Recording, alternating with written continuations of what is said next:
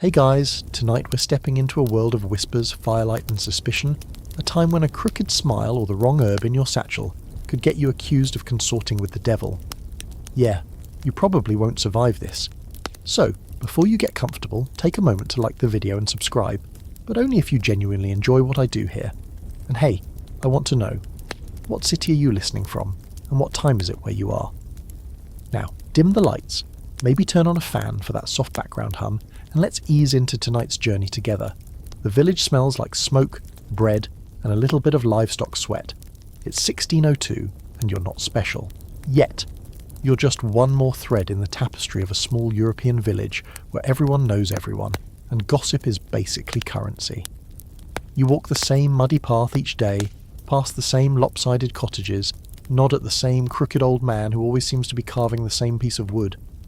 People here don't change much, and that's exactly the problem. You've got a little garden. You know your way around herbs, not because you're some mysterious crone, but because knowing what eases a fever or soothes childbirth pain is literally what keeps people alive out here. But lately, something's shifted. The widow across the way won't meet your eyes anymore. Children giggle and run when they see you coming. Last week a neighbour's pig dropped dead overnight and your name was mentioned. Just mentioned. But you felt it like a cold finger down your spine. There's an itch beneath the skin of this village now. A tension, electric and sour. It crackles in whispered prayers and lingers in the pauses between greetings. Everyone's talking about it. The baker's wife says the devil's in the hills again. The blacksmith insists he saw a goat walk upright. No one says the word witch, not yet, but it hangs in the air like damp fog curling into your ears. Here's the thing about being accused of witchcraft in 1600s Europe. You don't have to actually do anything wrong. Being different is enough. Being alone is enough. Being poor, too old, too outspoken, too clever, or too good with plants. Yep, enough. Live on the edge of town, have no husband, keep a black cat, triple threat, and so you try not to draw attention.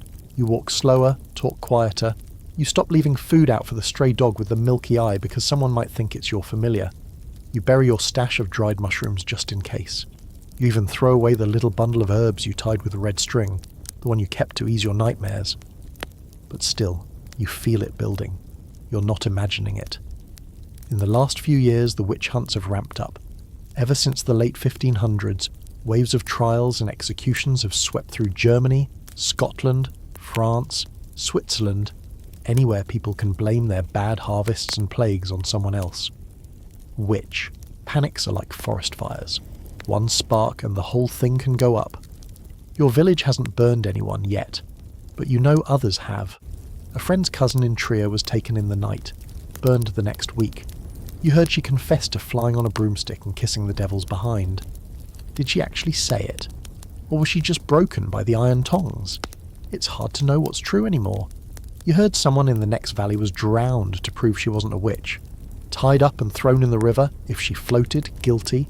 If she sank, innocent. But well, you know, drowning doesn't exactly leave room for a do-over. This isn't a rare story. It's happening and everyone knows it. Here's a weird thing though. Not every place is equally obsessed. In some regions, like parts of Spain or Italy, the Inquisition is actually less brutal about witchcraft than secular courts.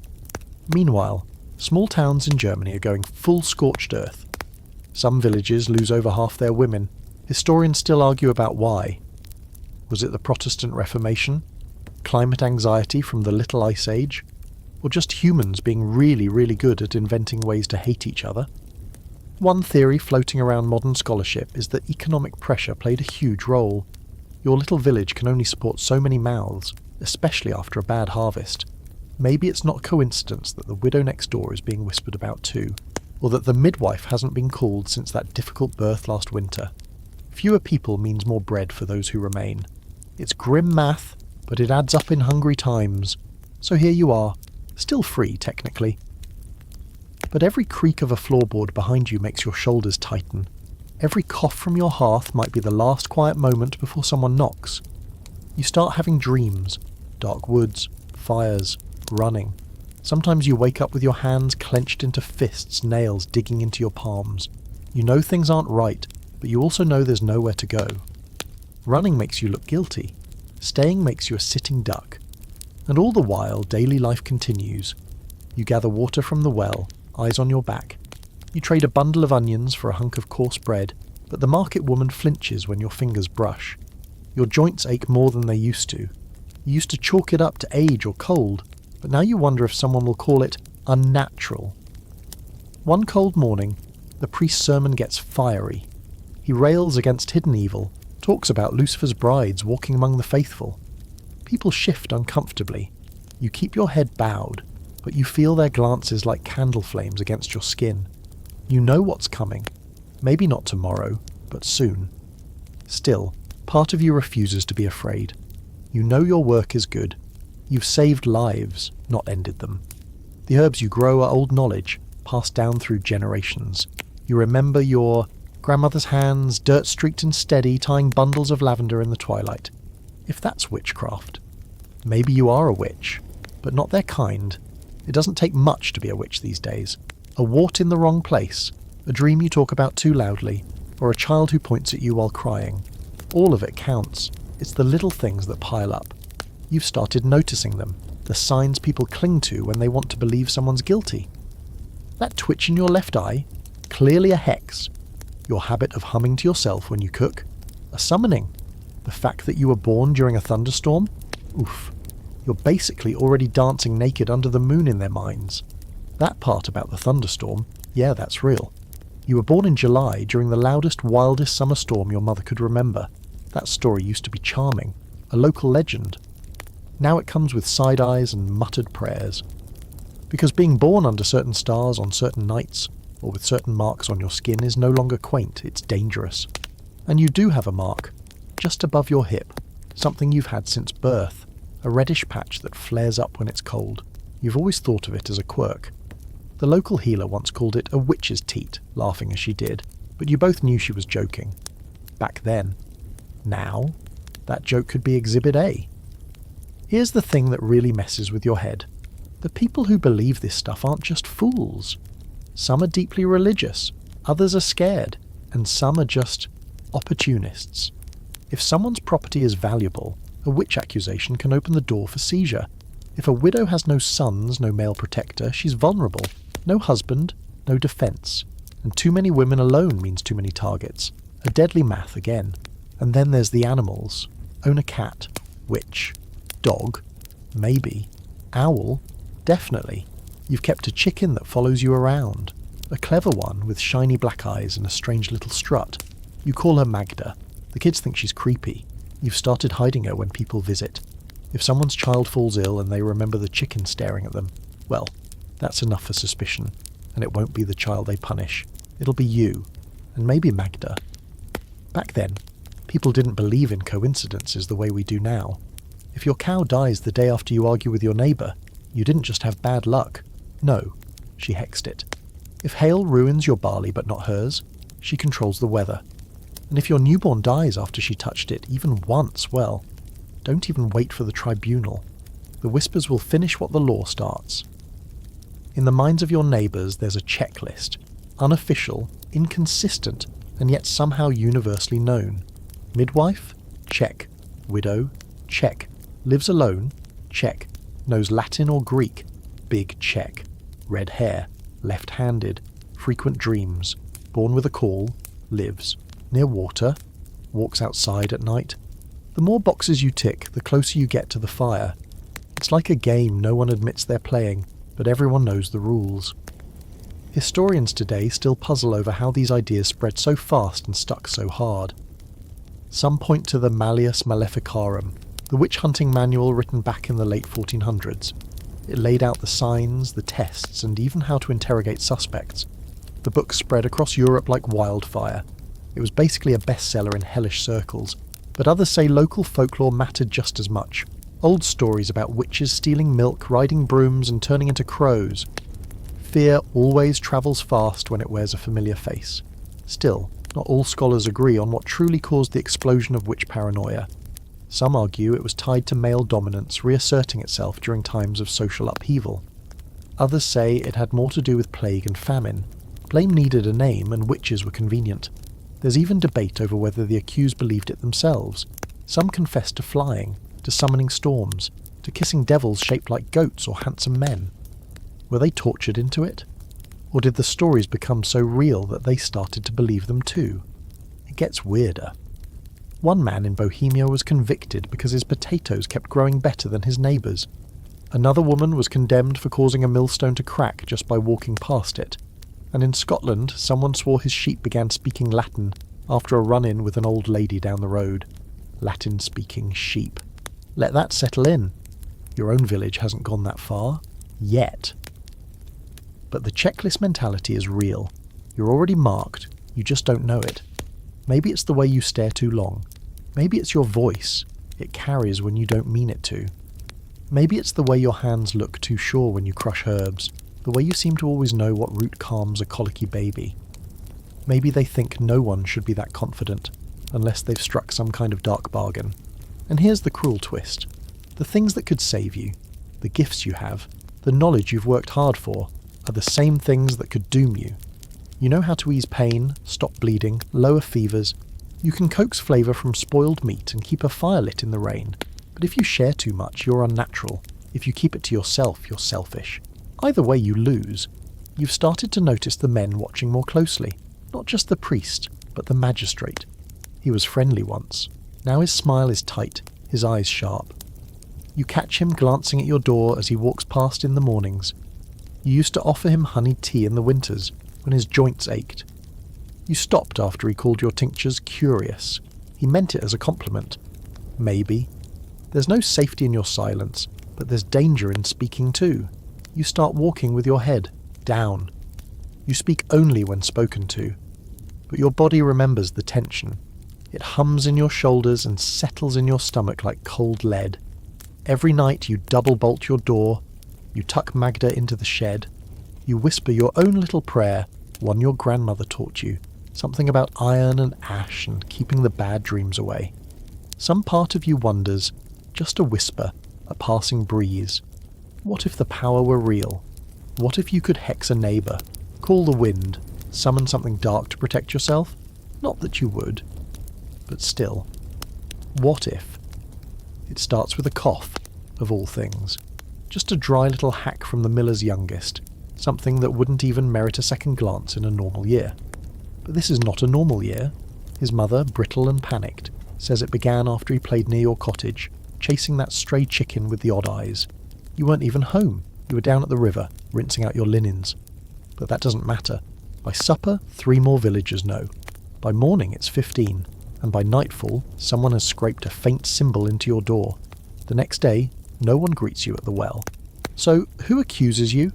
That's the part that always stings, because it's never a stranger. In 1600s Europe, your accuser is usually someone close. Your neighbour, your midwife, your childhood friend turned bitter rival over a fencing dispute in the communal garden. It could be the woman you helped through childbirth last spring. The one who survived, yes, but whose child didn't. Grief and suspicion hold hands in these parts, and guilt is a hungry thing. It looks for somewhere else to live. The process is almost formulaic. It begins with gossip, then cold stares, and then the local priest is just having a conversation with the magistrate. If they decide you're suspicious enough, the authorities step in, and when they do, they usually don't arrive alone.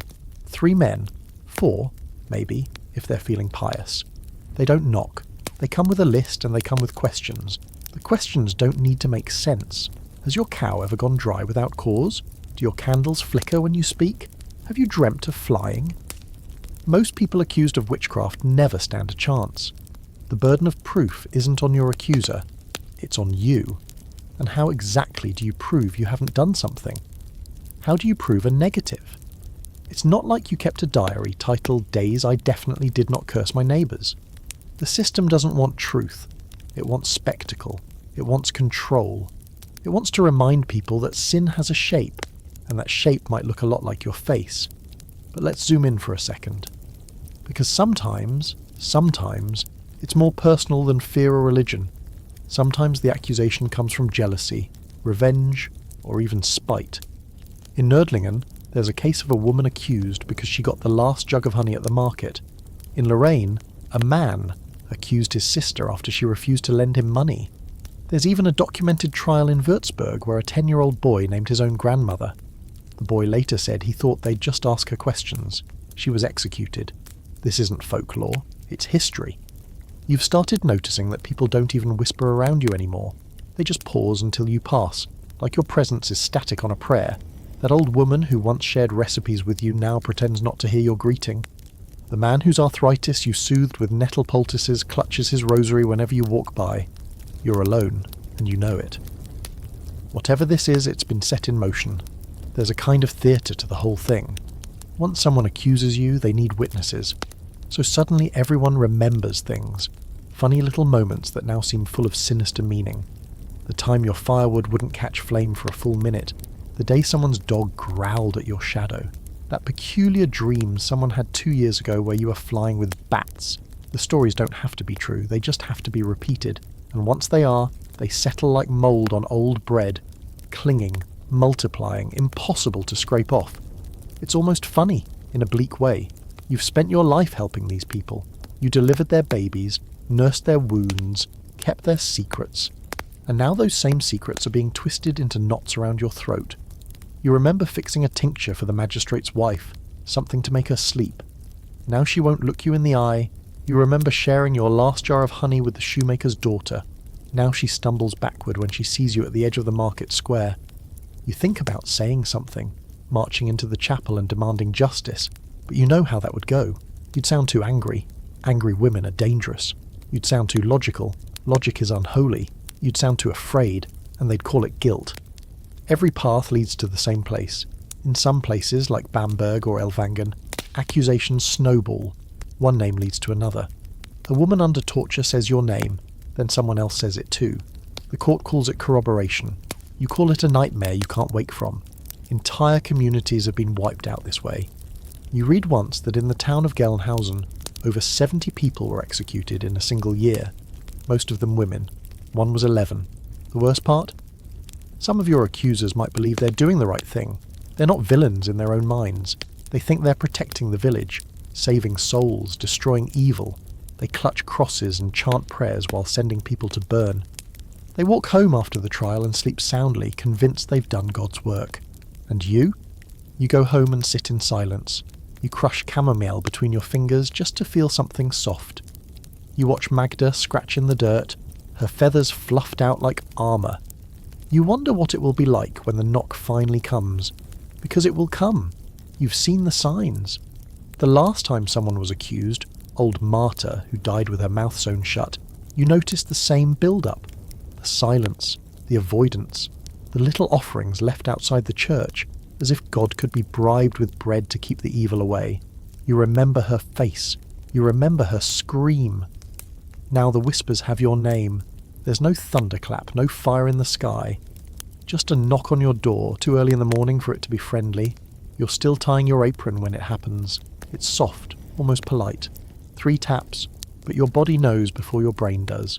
Something inside you sinks, like a stone dropped into cold black water. You open the door. It's not who you expected, and yet it is. The village constable, flanked by 2 men you recognise from the next town over, outsiders, brought in because your people are too frightened or too familiar. One of them wears a dark cloak and carries a small book that he holds like it's alive.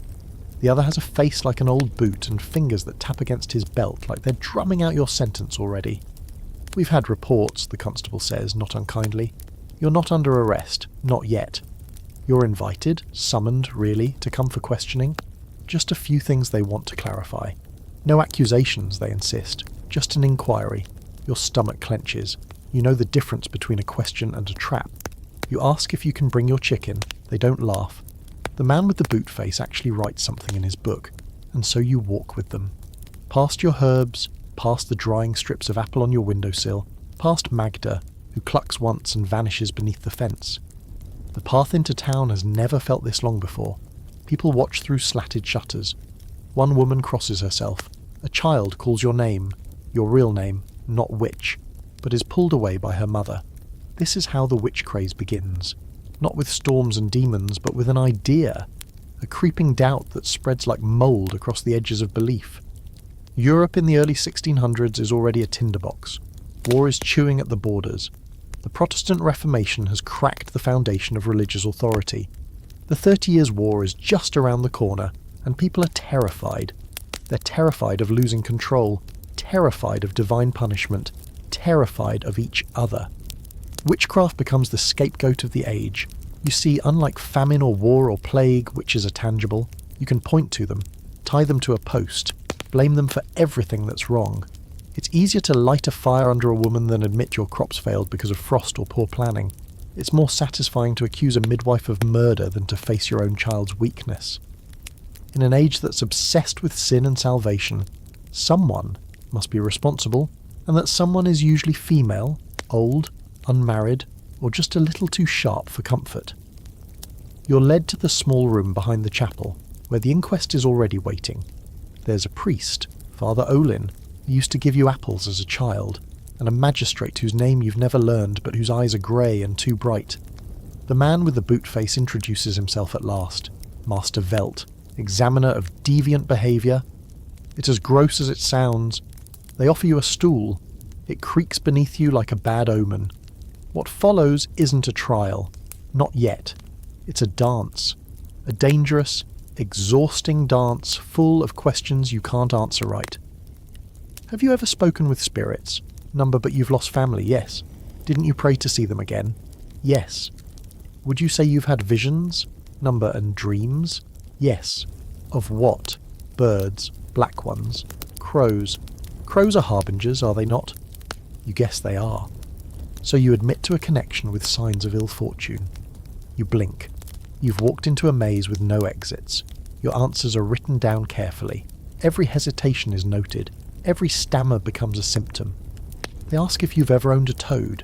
They ask if you've ever caused someone to fall sick. They ask if you've danced alone in the woods. They ask if you've ever read a book. And here's the thing, none of this is new. These same questions are being asked all across the continent. In places like Würzburg, where hundreds have already been burned, the same template is used again and again. It doesn't matter whether the town is Catholic or Protestant. The panic doesn't discriminate much. It just looks for fuel. Scholars today still debate how much of this frenzy was orchestrated from above, and how much was born from below, in the dark soil of fear and superstition. Some say the church lit the match. Others insist it was the people themselves who carried the fire forward, household by household, word by poisoned word. There's another layer to it all, gender. Most of the accused are women. Some historians argue that witchcraft was a way to punish women who stepped outside their prescribed roles. Women who were too independent, too educated, too economically successful, or just too strange. In your case, it's probably all four. You've survived without a husband. You've made money, you've read, you've healed, unforgivable things all. After hours of questions, they finally let you go. You're not to leave town, the constable says. Your feet are numb. Your head feels like it's filled with bees. As you walk home, the sky looks grey in a way that feels personal. Someone has left a wreath of thorns on your doorstep. You step over it and close the door behind you, gently. Like slamming it might break what little life you have left. You sit at your table and light a candle. Magda hops onto the windowsill, blinking at you with those weird little eyes. You feed her a crumb. She pecks at it thoughtfully, as if contemplating whether or not to bail. You can't blame her. Somewhere, someone is already telling the story of your confession, that you admitted to seeing ghosts, that you said you saw the future, that you mentioned a crow. It doesn't matter what you actually said. In a week, the story will be bigger. You flew. You conjured lightning. You danced with devils in a storm. The witch craze doesn't burn like wildfire. It crawls, creeps, a slow fever that turns neighbour against neighbour. But once it starts, it's hard to stop. It feeds on fear and memory, on old grudges and new disasters. And right now, it's hungry. The fire has gone out in your hearth, and for the first time in years, you don't bother to relight it. Not because it's cold, you can feel the chill crawling in through the walls, but because you're too tired, too watched, too aware of every move, every sound, every flick of a curtain across the village. And besides, smoke means life, and life draws attention. You've started to think that the quieter you are, the longer you'll last. You try to go about your business. You trim your herbs, though your hands shake more than they used to. You hang rosemary and thyme to dry. but they droop fast in the damp air, and you wonder if that's some kind of sign. You used to hum as you worked. Now the silence around you feels like it's waiting to pounce. Even Magda is quieter than usual, huddled beneath the table like she knows that being too visible is a bad idea. She's not wrong. You try to stay useful, safe through service. A neighbour's boy scrapes his knee, and his mother comes to you when the bleeding won't stop. You hand her a poultice of yarrow and comfrey, your voice soft, your eyes careful. She doesn't meet your gaze. "Thank you," she says, but there's no warmth in it, just obligation. You're not a friend, you're a transaction, and when the boy heals, no one will say your name. Herbalism is what you know. It's what your grandmother knew before you, and her mother before that. Most of it isn't magic, just practice, observation, and a lot of patience. You know how to strip bark in spring and which plants prefer shade. You know what root tastes bitter when the fever breaks, and what flowers bloom only at night. You've never needed a demon to show you these things. The earth speaks if you listen. But not everyone sees it that way. The line between healer and heretic is razor thin, and lately, it feels like you've already stepped across it. Knowledge itself is suspect. They say the devil favours women with too many books and too much time. They say his whispers sound like wisdom. You once read Latin well enough to follow a sermon. That was before you stopped attending. Not out of spite, but because the glances became too sharp, too pointed. And now that absence has a shape people can name. You think of all the women who used to be like you, wise women. Herbalists, midwives, the caretakers of things others feared. They weren't saints, and they weren't witches either. But history chews them up the same way. Take Walpurga Hausmanin, a midwife in Dillingen who was burned in 1587 after confessing under torture to killing 40 children with the devil's help. No one stopped to ask how many she might have actually delivered, or saved, or soothed in fevered hours. They only remembered the numbers carved into her sentence, not the ones erased by her hands. There's a debate among scholars, has been for centuries, about whether these women were genuinely practicing what we might call witchcraft, or if they were simply using folk knowledge passed through generations. Some believe that in rural Europe magic and medicine were the same thing, that charms, prayers and herbs all blurred together into one long act of hope. Others say the church defined magic only when it became a threat to its power, twisting comfort into crime. You don't know which is true, maybe both are, maybe none. You keep a journal, though you hide it now beneath a loose floorboard. It's just plant lore and bits of recipes, but even ink can burn. You write by candlelight, careful and small, as if the words might scream. Today you write, no more sharing, no more smiling, keep the fire low. You try not to think about the last woman they took. Elise, the widow with the limp. She was kind. She kept bees and gave you honey in spring. They said she curdled milk by glancing at it too long. They said she whispered to wasps. You remember her face when they brought her out. Blank, not from guilt but from too many nights without sleep. You wonder what she said under questioning. You wonder what her bees did when they didn't come home. In the days that follow your own inquest, people start leaving small bundles near your door. Not gifts, offerings, or worse, tests. One is just a twist of grass tied in red thread. Another is a dead mouse. You leave them where they fall. You don't touch them. You pretend not to see them. You don't want to be seen engaging in anything that might look like spell work, even if it's just tidying up. You dream of fire, again and again. Always at the edge of your vision, never touching you, but close enough to feel the heat. Sometimes in the dreams, someone is shouting your name. Sometimes you wake up with the taste of ash in your mouth. One morning, you find a note tucked into your doorframe. It's unsigned. The handwriting is uneven and spidery. It says, "They're watching your roof." That's it. Just that. You stare at the note for a long time, then burn it in your sink.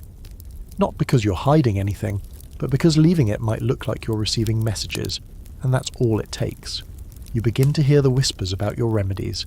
They say your tinctures are too effective, that your salves don't just heal, they bind. That your teas are sleepier than sleep should be. Someone claims you fixed a crooked bone by laying hands on it. Someone else says they saw you talking to a bird in the woods. It was a finch. It chirped. You said, "Hello." Now, apparently you speak the language of beasts. There's a strange irony here. The more helpful you've been, the more they fear you. If your medicines didn't work, no one would care. But because they do, it must be unnatural. And if you're right too often, they start thinking the devil must be whispering in your ear. He's the only one they believe can explain knowledge without permission. You begin refusing patients, quietly. A headache here, a sore knee there. You tell them you're not feeling well, that you're resting, that you've forgotten your recipes. Most don't argue. Some look relieved. One woman mutters, "About time," and walks away without waiting for a goodbye. You stay inside more. You speak less. You've turned your face into a mask, your eyes into quiet things. But even silence has a shape. Even caution leaves footprints. And you can feel it in the wind now, in the way it moves through the village with too much purpose. Something is coming. You just don't know how close it is. The woods have always been your sanctuary. A place beyond walls, beyond suspicion, where the trees don't care if you're married or not, if your hair's too wild, or if people think your chicken is a demon. Out here, there's no judgment, just the steady rustle of leaves, the whisper of wind through pine needles, the clean, honest rot of old bark under your feet. You've known this forest since you were a child, before you learned that knowing too much about a plant could one day get you killed. But even this place feels different now. Not dangerous exactly, just altered, like it's holding its breath. The birds are still singing, sure, but the song feels sharper, faster, a warning in disguise. And you can't help but flinch when a squirrel darts across your path. Everything feels like it's watching. Today, you're not here to harvest. You're here to remember, to walk, to get away, and yes, maybe to step back into something older than all this panic, something deeper. Because there's still a whisper of magic in these woods, whether it's from God or the land or your own bones, you can't say. You just know that when your hands brush against the soft green of wood sorrel, something in you exhales for the first time in days. This is where people say witches go, to dance, to meet with the devil, to do their strange rites under the moon. And honestly, you sort of understand why. There's a comfort in the isolation, a quiet that lets your thoughts unfurl without risk. If you were going to meet something ancient, this is where you'd do it. Not in a stone church echoing with cold hymns, but here, under twisted limbs and soft moss, where the light is always filtered and the ground feels like memory. You. Remember an old story your grandmother told you, about a woman who lived deep in the forest, so far out that no map showed her home. People said she could speak to trees, that they told her secrets. When the townsfolk accused her of cursing their cattle, they went into the woods to find her. Only one man came back. He said the forest swallowed the rest. You used to laugh at that tale, but now it sticks in your throat. Back in the village, the forest is more than just a place. It's an idea, a metaphor, a stand-in for chaos, temptation and fear. It's where people believe witches gain their power. If you're seen here too often, you're already suspicious. If you gather mushrooms, a potion. If you pick a flower after dark, a ritual. One wrong glance and suddenly you're howling at the moon and riding wolves bareback in their dreams. But the truth is more mundane and more intimate. You come here because it's the one place you still feel whole. Because the village has taken everything else. Your trust, your reputation, your safety. And left you with only this strip of green silence. You run your fingers along the bark of a birch tree, and you remember your mother teaching you how to tell its age by the rings. You hear the trickle of the stream, and your feet follow it by instinct, remembering the flat stone you used to sit on and think for hours. That stone is still there. You sink down onto it, bones aching more than they used to, and let yourself breathe, just for a moment. Long enough to forget the way the magistrate's eyes narrowed last week, the way your name sounded on Father Olin's lips. You watch a dragonfly hover over the water and think, maybe they're right. Maybe this is magic. You aren't the first to come here for more than herbs. People have always found comfort in secret places. In some parts of Europe, small forest altars to forgotten goddesses still hide under ivy and rock. Offerings of milk, honey and bread, left quietly by women who smiled on Sundays and worshipped differently on Thursdays. In Finland, old bear cults lingered long after Christianity moved in. In parts of Scotland, the Fae still had a seat at the spiritual table. The lines between folklore and faith blurred until no one could say where prayers ended and spells began. There's debate among scholars even now, how much of that witchcraft was actual practice, and how much was projection. Did women in 1600s Europe really gather in the woods for pagan rites? Or were these just folk traditions that got rewritten as satanic rituals by frightened men with legal power and too much imagination? The records don't agree, and you think maybe that's the point. The truth was never the goal, fear was. Some stories, though, are harder to shake, like the one about the Midnight Coven near Cologne. 12 women accused of summoning storms. They confessed under torture, of course, said they danced under a blood moon, naked and chanting, with a man who wore horns and smelled of burning leaves. People still argue whether that was real or just a fever dream induced by sleep deprivation and hot irons. But the townsfolk believed it. They believed it enough to light 12 fires. Your own forest has no covens, no horned men either. Just you, a crooked old stone, and the sound of water slipping over rocks. But still, you can see how someone might twist this, how a neighbour might say you disappeared into the woods for hours and returned with an unnatural gleam in your eye. They won't see the grief in your silence, the fear in your footsteps, just the mystery. And in times like this, mystery is the same as guilt. Eventually you rise from the stone. The sun is lower now, the light golden and thick like honey. You gather a few leaves of lemon balm, nothing suspicious, just for tea, and make your way home. You move slow, careful to stay on visible paths. You don't want to be caught sneaking. That's a favourite word in witch trials. She was sneaking. No one who sneaks is ever innocent. At the edge of the trees you pause. The village waits below, smoke curling from chimneys, a cow lowing in the distance. It all looks so normal, so peaceful. But you know better.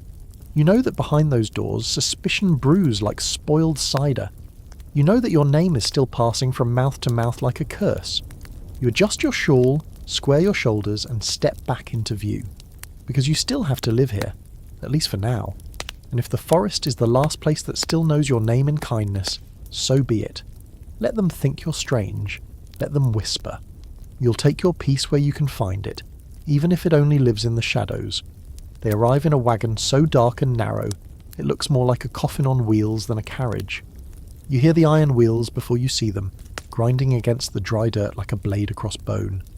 The entire village watches as it creaks into the square, pulled by 2 horses that seem too clean for your muddy little town. They don't belong here, these men. You can tell by the leather of their boots, the stiffness of their posture, the way the villagers lower their heads as they pass, as if hoping not to be seen, or worse, remembered. These are the men who hunt witches. There's always someone like them, no matter the region. Specialists, they're called. Witchfinders. In some places they're hired by the church. In others they're freelance zealots who've carved out reputations one torch at a time. Sometimes they're scholars. More often they're just men with hard eyes and a talent for cruelty dressed up as righteousness. The taller one wears a broad black hat and walks with his hands behind his back like he's always halfway through a sermon. His name is Elias Grunther, and you don't know it yet, but you'll come to hate the sound of it. The other is rounder, ruddy, a man who chews cloves and never stops smiling with his mouth, but never his eyes. That's Marcus. He's the one who speaks first when they reach the church steps. "We come at the council's request," he announces, loud enough for everyone to hear, "to cleanse and to protect." Cleanse. Protect. Words that should be comforting, but here they crack like whips. People nod, murmur blessings, avoid looking at you, as if agreeing might shield them from the fire when it comes. You know this script already. You've seen it before, in stories passed down, in the tired eyes of the old women who once told you what happened when the hunters came through other towns. They begin immediately. No rest, no settling in. By nightfall, Elias has already summoned the priest and magistrate for a private consultation. They shut themselves in the chapel and speak in low tones. You're not invited, obviously. But later that evening you pass by the window and catch a glimpse of the table inside, covered in parchment, ink pots, wax seals, and something else, a case lined with tools. You don't stare long enough to see the shapes, but your stomach turns. By the next day it's clear what they're doing, interviewing, not questioning suspects, yet, but talking to the villagers, gathering stories, drawing a web of whispers and superstition. They sit in the town square on stiff wooden chairs while one by one, people step forward to share memories that now seem sinister. They ask about shadows and screams, about sudden sicknesses, about strange smells. They never ask directly about you, but your name hovers in the air like smoke. You feel it in the way people glance your way when they think the witchfinders aren't looking. You see it in the way old Frau Berner clutches her crucifix as she passes your gate. And you definitely feel it when the priest's servant comes to your door and says, "You've been summoned." Summoned. It's not a trial, not yet. Just an evaluation. You're to meet Elias Grunther in the chapel at dusk. You're told not to bring anything, not even Magda. You leave her behind in the garden, scratching nervously at the dirt. You think she senses it too. Inside the chapel, the candles burn low, casting long shadows that stretch like fingers. Elias stands beside the altar. He doesn't greet you, doesn't ask how you are. He simply nods toward a small stool in the centre of the room and says, "Sit." You do. The questions are simple at first. What do you do for a living? Do you live alone? Have you travelled beyond the village? Then they change shape. Have you ever been visited in dreams? Do animals follow you without cause? Have you ever wished harm on another? You try to answer calmly, clearly, but every word feels like a knife held at the wrong end. Too much denial sounds rehearsed. Too little sounds like a confession. He watches your face the whole time, as if studying a map only he can read. At one point he leans in close, too close, and says, "Tell me about the chicken." You blink. "Magda?" you ask before you can stop yourself. He smiles. "Yes," he says. "That one." It's a trap, obviously, a test of how you react. If you say you don't know what he means, you're lying. If you say she's just a chicken, you're mocking the seriousness of the situation. You try a middle path. "She's a smart bird," you say. "She comes when I call, that's all." He doesn't respond. He just writes something down in his book. The scratching of the quill sounds louder than your heartbeat. There's a strange kind of theatre to all of this. Elias isn't trying to find the truth. He's trying to build a story. He's a collector of patterns, of small oddities that, woven together, start to resemble guilt. He doesn't need facts. He needs feelings, suspicion, fear, all of which you've been supplying, unintentionally, for years. And then comes the worst part, the inspection. Marcus appears with a candle and a smaller man you haven't seen before holding a case of iron tools. You're asked, ordered, to remove parts of your clothing so they can search for signs. The devil's mark, they call it. A patch of skin that feels no pain, where the devil touched you sealed the pact. Most people have moles, freckles, birthmarks. If they want to find something, they will.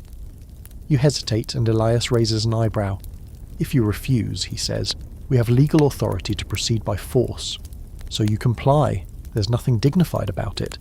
You stand in the cold room while they examine you like an animal at market. The man with the tools prods your skin with a long pin. Your shoulder, your back, your hip. Then he jabs just above your waist, your birthmark.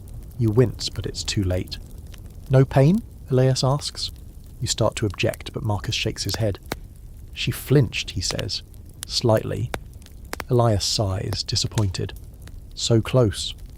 The implication is clear. They're hoping for a mark. They want something to confirm what they've already decided. When they find nothing conclusive, they don't declare you innocent. They simply nod and say, "We'll continue our investigation." You dress in silence. Your throat feels raw. On your way out, Elias says, almost casually, "Be mindful of your steps, mistress." The devil walks in familiar shoes.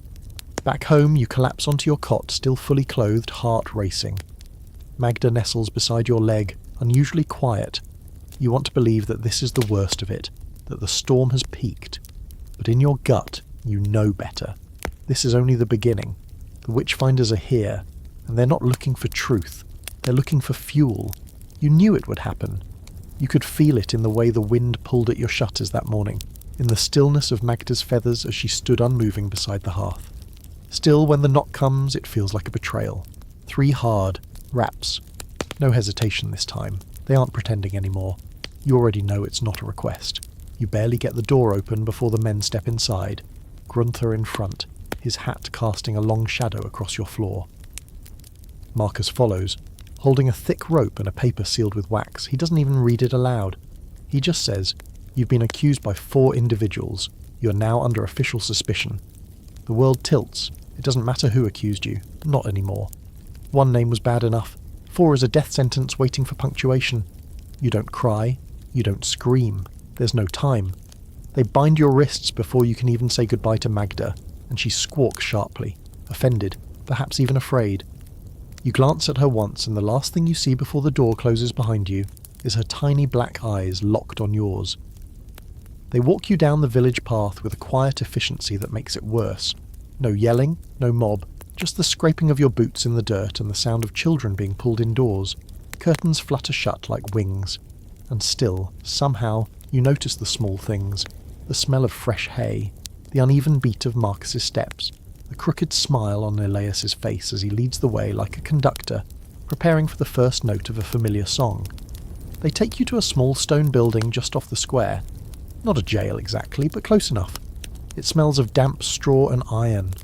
The door creaks as they close it behind you, and for the first time in your life you hear what it sounds like when freedom disappears. They don't question you right away. That's part of the game. First they let silence do the talking. They leave you sitting in the dark for hours, maybe a day, maybe more. Time warps in here. The light through the slit window barely changes, and you can't tell whether it's dawn or dusk. Your hands are numb from the rope. You try to shift your weight, but the straw beneath you offers no comfort. You tell yourself stories in your head, names of herbs, recipes for stews, the sound of your grandmother's voice. But the silence keeps pulling you under. When they return, they're carrying tools, not all at once. First it's just a knife, dull, more for gesture than damage. Then a long pin, thin enough to slip beneath skin without leaving a trail. The goal is not to kill you, it's to make you talk. Or rather, to make you say what they want to hear. Because at this point, it isn't about truth. It's about performance. Confession is theatre. And the audience is already convinced. They call it interrogation, but really it's a script. You just haven't been handed your lines yet. Elias speaks gently at first. "We want to help you," he says, like a father coaxing a lie out of a child. "Confession will save your soul, if not your body." He leans closer. The devil is deceitful. He'll let you suffer in silence. He'll abandon you, but we won't. You almost laugh. You almost spit in his face. But something stops you. Maybe it's the sharpness in Marcus's eyes, or the quiet hiss of iron being placed into fire across the room. Instead, you say nothing. For now. There's a strange hierarchy to pain. They don't go straight to fire. They start with pressure, twisting your fingers with a vice until you feel the bones strain. They use cold, freezing water poured over your hands, waiting to see if you flinch. If your skin turns red, you're guilty. If it doesn't, you're guilty. It's absurd, but in their minds, the devil protects his own. When you don't scream, they call you proud. When you cry, they call you cracked. There's no right response. You could recite a prayer backwards or forwards and they'd hear blasphemy either way. Eventually they ask you if you've met with the devil. You say no, because of course you say no. They nod. They expected that. Elias opens his book and reads the accusations aloud. Johann Bauer claims you appeared to him in a dream, seated on a black horse. You've never spoken to Johann Bauer. Greta Klein says her child fell ill after you walked past her home. That child had a cough for days before that. Lucas Weiss claims you stole his shadow. That one you don't even know how to answer. Then comes the final blow. Hilda Graber says she saw you kneeling in the forest, speaking with a man whose feet did not touch the ground. Your breath leaves you. You remember that day. You were weeping alone by the creek. You saw no one, and yet somehow the story has grown its own roots. Now you're not a grieving woman. You're a consort of darkness, a witness to the devil. They ask you again, did he come to you? You say no. Again. It's not even bravery anymore, just exhaustion. Marcus shrugs. Perhaps tomorrow, he says. They leave you in the dark. You lose track of how many times this happens. The questions, the silence, the cold water, the names. Each day they chip at your resolve with fingers dipped in righteousness. They offer you comfort, a loaf of bread, a blanket, a kind word, all for a single answer. Yes. But you don't give it. Not yet. You remember old Marta. You remember Elise. You remember how they confessed, and burned anyway. Their last scream swallowed by wood and wind. You wonder if they believed it at the end. Not in Satan, but in the idea that confession would somehow make it stop. Eventually you begin to wonder something darker, something colder. What if you did confess? What would they make you say? Would they ask for details, elaborations, descriptions, names? Would they turn your pain into a story, something neat and terrible for others to consume? You think of the little girls in the village, the old men at the inn. You imagine them sitting around fires years from now, telling each other about the witch who kissed the devil beneath the moonlight, who whispered curses into ale, who spoke to animals, and summoned storms. And that story would be about you, not the woman who knew herbs, who buried her mother in silence, who once nursed a bird back to health, with nothing but honey and linen. Number that woman would be gone, rewritten, erased, and something monstrous would stand in her place. You breathe in, shallow. The room smells like smoke and iron. You're being turned into a myth. They say confession is a door. Open it, and salvation comes rushing in like light through a keyhole. But that's a lie, at least in this room with its stone floor and soot-streaked walls. Here, confession is more like a trapdoor, and once it's opened, there's no climbing back out. You sit slumped against the wall, your wrists still bound, the ache in your shoulders blooming like bruised fruit. They haven't touched you today, not physically, but their words have teeth, and they've been gnawing since dawn. This time, they bring bread. Real bread. Software. Still warm. The crust golden and cracked. You've been eating nothing but watery broth and grit for 3 days, and the smell alone makes your head spin. Marcus sets it down in front of you, crouches low, smiles like he's doing you a favour. Just tell us about the pact, he says. Just the beginning. Then you can eat. You stare at the bread. You feel it in your teeth already, phantom crumbs crumbling across your tongue. But you don't move, because you know what he's doing. The same way they use pain, now they're using mercy. It's all part of the same game. If they can't break you with fear, maybe they'll do it with kindness. You say nothing. He sighs and stands. Pride, he mutters. Always pride. Later Elias comes. He never offers food, just words. You're not the first, he says, pacing slowly in front of you. Do you know how many have stood where you're sitting? Strong women, loud women, women with sharp eyes and sharper tongues. They all said what you're saying now. You don't look at him. They all broke, he says, voice soft. Eventually, he stops pacing, bends down. His breath smells like cloves and iron. And when they broke, they wept, he says. Do you know what they said? That it felt good, to finally let it go. To speak the truth and be done with the weight. The weight. He doesn't know the half of it. You carry the weight of knowing your knowledge is seen as unnatural, that your care is seen as control, that your independence is mistaken for rebellion, that your memory of things, how to mix willow bark and valerian, how to bind a wound with comfrey and linen, is more dangerous to these men than fire or swords. You're tired. You're so tired. But you also remember. You remember old Margit from 3 villages over, who confessed after her son disappeared during a thunderstorm. They said he was taken by witches. She said she was one. She gave them a list of names, her neighbours, her friends. Every name was burned, including hers. You remember the boy in the next town who was accused because he danced oddly at a festival. They said he was possessed. He confessed too, under pressure, claimed he rode wolves by moonlight. They strangled him before the fire, said it was mercy. And you remember the scholar, yes, a man this time, who defended an accused woman by saying there was no evidence. The crowd turned on him, claimed only a witch would defend a witch. He vanished within the week. The room is cold, and you've learned to live with it. Your joints ache, and your back burns from the way you're forced to sleep curled like a question mark. They leave the door open now, not out of trust, but confidence. Where would you run? And to whom? Everyone you know has already decided what you are. You hear them talking outside sometimes. The villagers. She never married, you know. I heard her mother was strange too. She lived too close to the woods. My cousin swore she saw her walking with her eyes closed, like she was dreaming. Even silence, it seems, is evidence. You used to think the worst part would be the fire. Now you know better.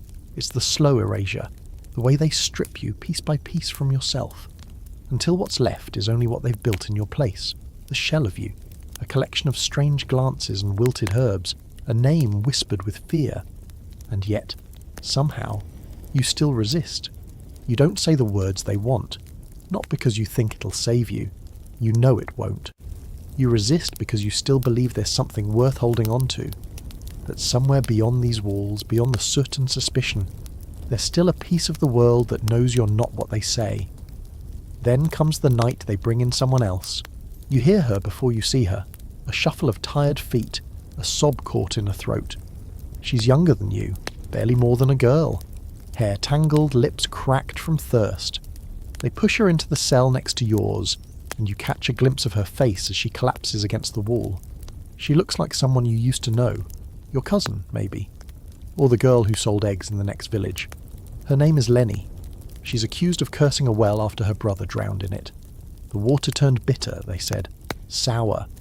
A sign. She doesn't last long. By the next morning she's confessed. They say she met the devil in a dream, that he gave her a small knife with a serpent carved into the hilt, that she used it to slit open the earth and pull power from its roots, that she danced with goats and spoke in tongues and promised to bring ruin to her village. It's all fiction, of course, but now it's official fiction. Written down, signed, and the worst part, she names you, the one she saw in the woods, you, the one who taught her how to grind thyme, you, the one who sang when you stirred the stew. None of it is true, but it doesn't matter.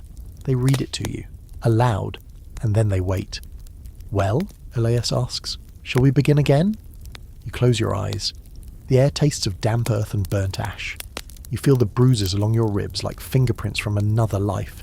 You say nothing, but deep inside something begins to fracture, because you know what comes next. The trial, the crowd, the priest, the woodpile. They're done asking. Now they want to put on a show. They say you made a pact with the devil, that you signed your name in blood, on a page that no one has seen, in a book that no one can produce, held by a creature no one can describe the same way twice. Some say he came to you in the form of a dog, others, a tall man in a velvet coat with cloven hooves instead of feet. One witness swears you kissed his backside to seal the agreement. Another says you drank wine from a skull. None of them can agree on details, but they all say the same thing in the end. She gave herself to him willingly. It's absurd, of course. You don't even drink wine unless it's spiced and boiled, and the only animal you've kissed lately is Magda, who is far too judgmental to be mistaken for anything demonic. But that's not the point. Truth has long since left the building. Now it's all about the story, and the story needs a pact. Without that, the rest doesn't stick. Without that, you're just a strange woman with herbs. Elias is relentless. He lays out a list of charges so long it curls off the table like a scroll. Maleficia, he calls them, acts of spiritual and physical harm committed through sorcery. The list includes 3 dead cows, 5 miscarriages, 2 ruined harvests, a spoiled wine barrel, a case of hiccups that wouldn't stop for 6 days, and naturally the weather. You have apparently made it rain too often, and also not enough. You want to ask how you managed to control all these things without anyone noticing until now, but sarcasm would only confirm their suspicions. Humour is dangerous. Wit is a weapon. You've learned by now that your best defence is silence, though even that is being slowly twisted against you. Silence, they now say, is a sure sign of guilt. After all, why would an innocent woman not defend herself? Because an innocent woman knows the rules are fake. That's why. You're brought before the council for a final round of questioning, this time in public. The room is crowded. Wooden benches packed with villagers, some of whom you once considered friends. You search their faces for anything, pity, anger, doubt. But most won't meet your gaze. A few look smug. One boy looks terrified. Maybe he's wondering if his mother will be next. The priest opens with a prayer, long and flowery. He asks for light, for justice, for protection against the works of the devil. His voice trembles with righteous conviction. You can't help but notice how carefully he avoids looking at you, as if meeting your eyes might burn him. Then Elias takes over. He presents the charges. He waves a hand dramatically. He pauses for effect. He reads Lenny's confession as if it were gospel, his voice heavy with disappointment. The audience murmurs. There are gasps in the right places. Someone weeps when he mentions the stillborn baby from last winter. You recognise none of this, and yet it's your life they're describing. Then comes the clincher, the proof of your pact, the devil's mark. That damn birthmark above your hip, the one that's been with you since the day you were born. A splash of red no bigger than a coin. To them, it's evidence. Proof that the devil touched you, that you're branded like livestock. They even bring in the examiner to confirm. He pokes you with a needle again and declares that the mark felt no pain, which is a lie. You winced, but no one cares. The room reacts like he just pulled a smoking gun from your robes. Whispers break out. Someone crosses themselves. Another spits on the floor. You close your eyes and imagine what it might feel like to simply vanish. There's an odd scholarly debate still simmering in modern circles about what the devil's mark actually referred to. Some say it was a misinterpretation of natural skin conditions. Moles, warts, birthmarks, old scars. Others think it was entirely fabricated under duress. The mark only appeared when the interrogator wanted it to. A matter of forceful suggestion, wishful thinking, and a whole lot of bleeding nonsense.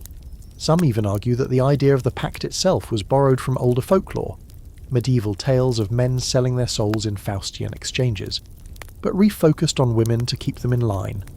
In that room, though, there is no debate, only conviction. They ask if you have anything to say for yourself, anything to add, a final chance to repent, to confess, to save your soul. You know what they want to hear.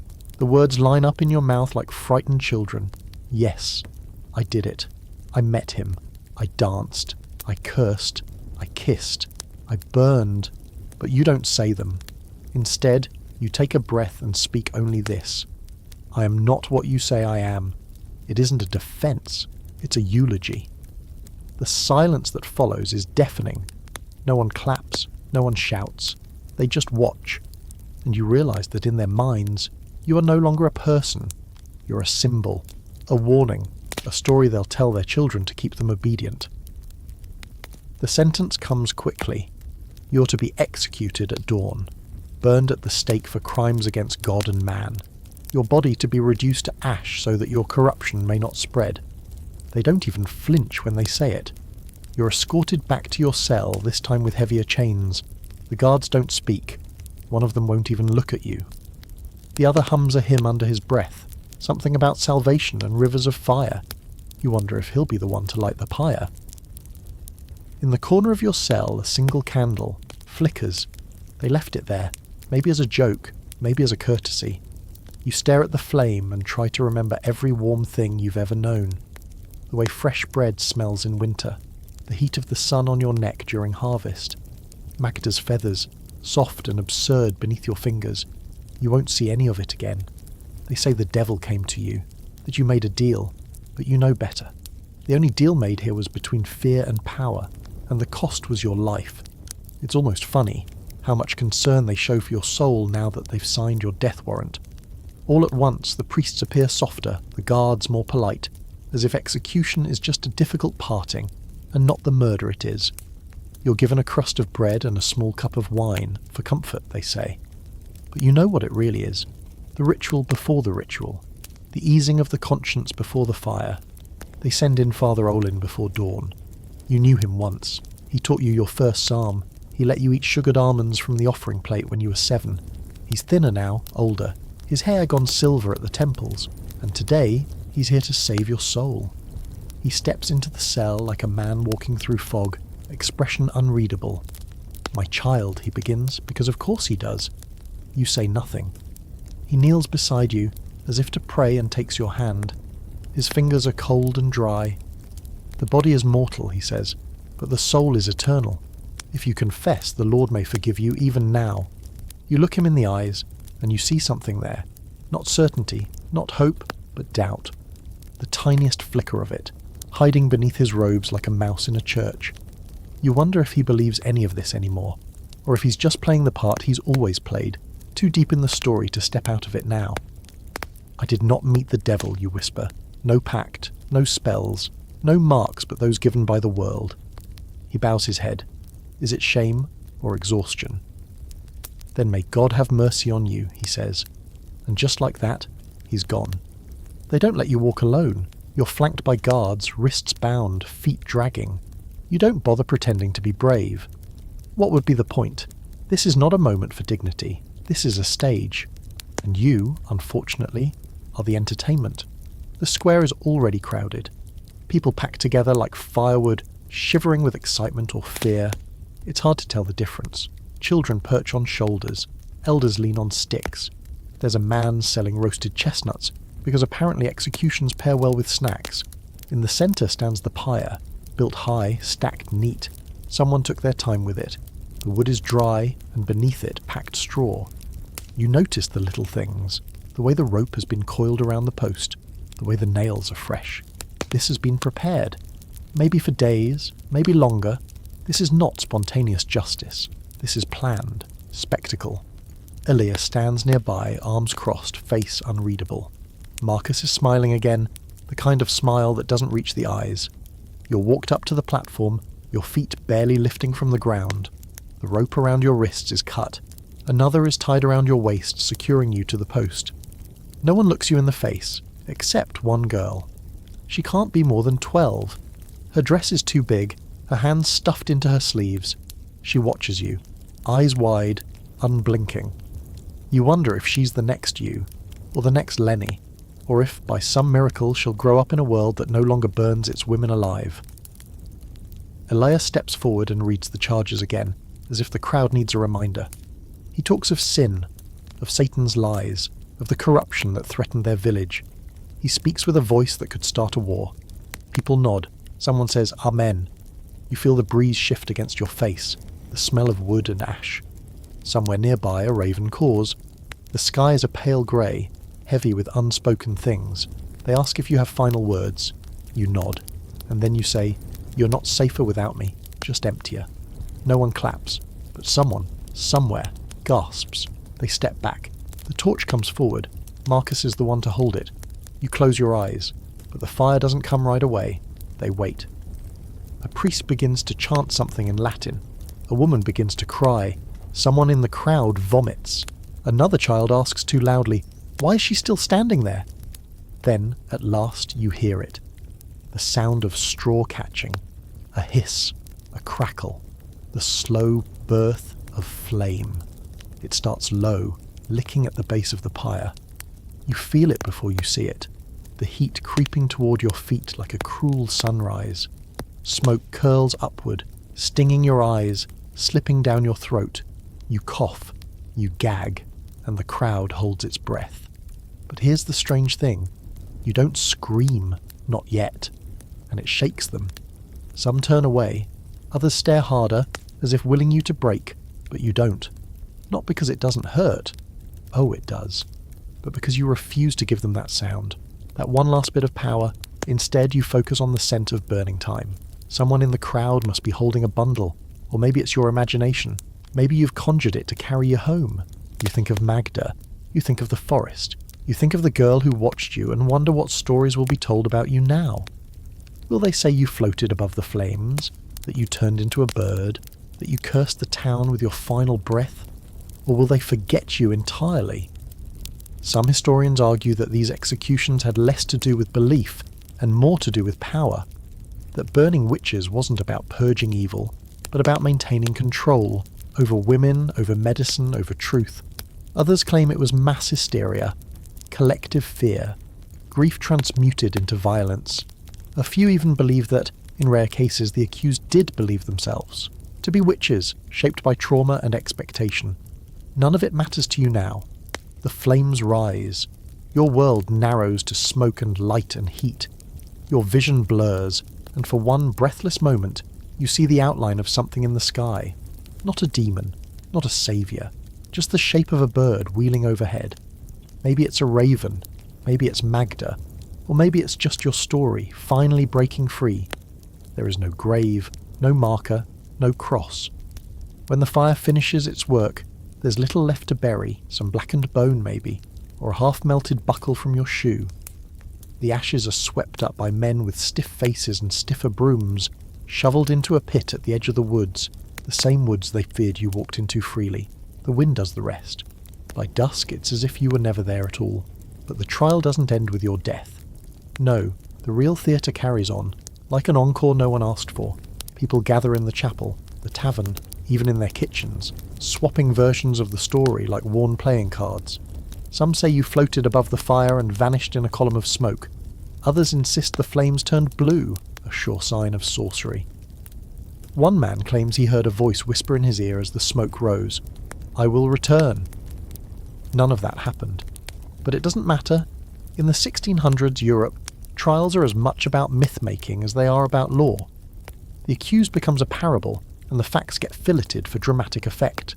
Testimonies are written down, embellished, repeated, translated, and eventually bound into legal records or church scrolls.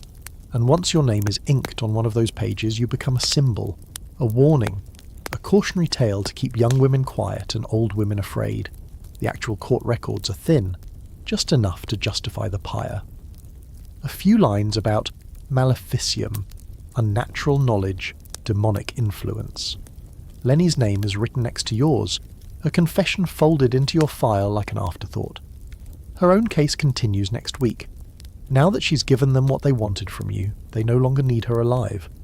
Sometimes confessions are rewarded with swift deaths, garroting before the fire or drowning instead of burning, but mercy is doled out unevenly, like grain in a famine. Most just die screaming. You're not there to see it, of course, but the people are. They come to the next trial and the next. The benches in the square grow familiar. Children learn to look away from the worst parts. The smell of smoke becomes less alarming, more normal, a fact of life. A village with too many women will burn them until the math makes sense again. And then, of course, there's the matter of your possessions. Your home is considered tainted now, but that doesn't stop them from going through it. The magistrate sends men to collect anything that might be useful or incriminating. Your herb bundles are pulled from the rafters and burned. Your books are confiscated. The one you kept hidden beneath the floorboard is found and mistaken for a grimoire. It was mostly soup recipes and notes on wound care, but they say it had symbols. That's all it takes. Magda somehow survives. A girl finds her hiding in the garden. For a while they say she won't let anyone near her, puffing up and screeching if someone gets close. Eventually she disappears into the woods. They'll say it was an omen. They'll say she turned back into her true form, a demon in disguise returned to the shadows. Or maybe she just found peace. The trial, meanwhile, becomes part of village memory. You become a ghost story, a fireside warning. Don't go into the woods or she'll find you. If you speak to birds, she'll steal your voice. Say her name 3 times and she'll whisper secrets through the window at night. These things are told with smiles and shivers, mostly by people who watched you walk to your death and said nothing. Still, some remember you differently. The blacksmith's daughter still keeps a little sachet of herbs you once gave her to ward off nightmares. She hides it under her pillow. Her mother doesn't know. The old man who used to trade you onions leaves a coin near your garden gate once a year, on the night the fire took you. He says it's just a superstition, says he doesn't believe in ghosts, but he never forgets. And every so often someone falls ill and no one can help, and someone else says, if she were still here she'd know what to do. Not out loud, of course, only in whispers, only behind closed doors. Because even in death you're dangerous. The church, meanwhile, keeps the machine turning. Witch hunts are now an institution. Trained inquisitors, legal codes, elaborate rituals. There are books, handbooks even. The Malleus Maleficarum is still circulated, still taught. It lists what signs to look for, how to question, how to break a soul and make it sing. Entire cities are caught up in the hysteria. Bamberg, Würzburg, Trier. In some of these places the death toll reaches the hundreds. Whole families are wiped out. Historians today still debate the cause of it all. Was it mass panic? A symptom of religious reform and counter-reform? A way for local authorities to solidify control? Was it misogyny weaponized by law? Or was it all of those things tied together in a neat bundle of fear? There's a theory that always sticks with you. Well, would have, if you were still alive to hear it. It says that societies under pressure look for pressure valves. When war, famine or plague strike, when economies crumble and crops fail, people don't always rise up. Sometimes they turn inward. They look for someone to blame. And often, that someone is the person already on the edge, already strange, already alone. And so the trials continue. Lenny, poor Lenny, confesses again. This time she names 4 more, a friend, a midwife, a woman who once helped her give birth to a stillborn child. The authorities nod, smile, and ready the next round of tortures. The executioner builds the pyre with the same care he used for you. Elias and Marcus, meanwhile, move on. New town, new whispers, new names to gather. Their bags are heavier now, their books filled with signatures, initials, lists. They're respected, paid, feared. And you're still here. Not in body, of course, but in rumour, in ash, in the way the village gets quiet when the wind rises at night, in the children who dream of a woman in smoke, in the herbs that refuse to stop growing around your old garden, no matter how many times they're burned or ripped out. You've become something else now. They killed a woman, but they created a legend. The strangest part about your death is that it doesn't stop you from being seen. Not really. In fact, if anything, you become more visible than ever. Now that you've been burned, people start seeing you everywhere, and not just your face. Not the quiet woman who sold balm and mended wounds. Number. They see a shadow that moves behind the trees. They see a woman walking barefoot in the frost, hair down, eyes like cinders. They see you in dreams, in smoke, in puddles. You're everywhere they don't want to look. They call it spectral evidence, and it's a dangerous thing. It starts in nearby towns. A girl in Mergentheim says she woke in the night and saw you standing at the foot of her bed, whispering numbers. When her father demands to know what the numbers mean, she says she doesn't know, but the next day 3 chickens are found dead. Naturally, it's your doing. Another woman claims you sat on her chest in the night, heavy as a stone, and stole her breath. A man in Miltenberg says he saw your spirit in the flames of his hearth, grinning. He dumps holy water on the fire and starts sleeping with a knife under his pillow. You're dead. But now, you're also haunting. Spectral evidence is the ultimate weapon in the witch hunter's arsenal. You don't need proof. You just need a dream, a nightmare, a feeling. The mere idea of a person appearing to you in spirit is enough to damn them or damn their memory. Courts begin accepting these visions as legitimate testimony. I saw her in the night. She touched me, though she was not there. Her spirit clawed at my window. And just like that, the dead can testify against the living. It's not just you, of course. It never is. Across Europe, the stories begin to echo. In England, a woman named Elizabeth Clark was said to have sent her spectre to scratch at people's eyes while they slept. In Scotland, accused witches were said to appear in dreams and mutter curses that later came true. In the American colonies, yes, even across the sea the echoes stretch that far, spectral evidence would eventually lead to the deaths of 20 people in Salem. Dreams hold more weight than reality. Visions are facts, and you, poor ghost, are the perfect candidate. Because you were already feared. Because your name had already been twisted into a curse, and because you didn't scream. That unsettled them more than anything. Lenny swears she sees you every night now, that you hover over her bed, your face blackened by flame, your voice distant and cold. She begins to speak in riddles, says things like, she's not finished, and she walks when the wind blows west. She's removed from her cell and placed in isolation, not for safety, but because now she is beginning to look dangerous again. It doesn't help that people believe your soul can't rest. You weren't buried in consecrated ground. Your ashes were dumped. There was no priest at the fire's edge, no prayers for peace, just smoke and the stench of burnt linen. According to every superstition they hold, your spirit is now unmoored, trapped, vengeful. They think you're angry, and maybe you are. Even the magistrate grows uneasy. He asked the priest to bless the site where you died. A few sprigs of holy water, a Latin verse or two. But nothing changes. The chickens still go missing. A well dries up. A man breaks his leg when his horse throws him. All of it blamed on you. She won't rest, they say. She's punishing us. Which ironically gives you more power in death than you ever had in life.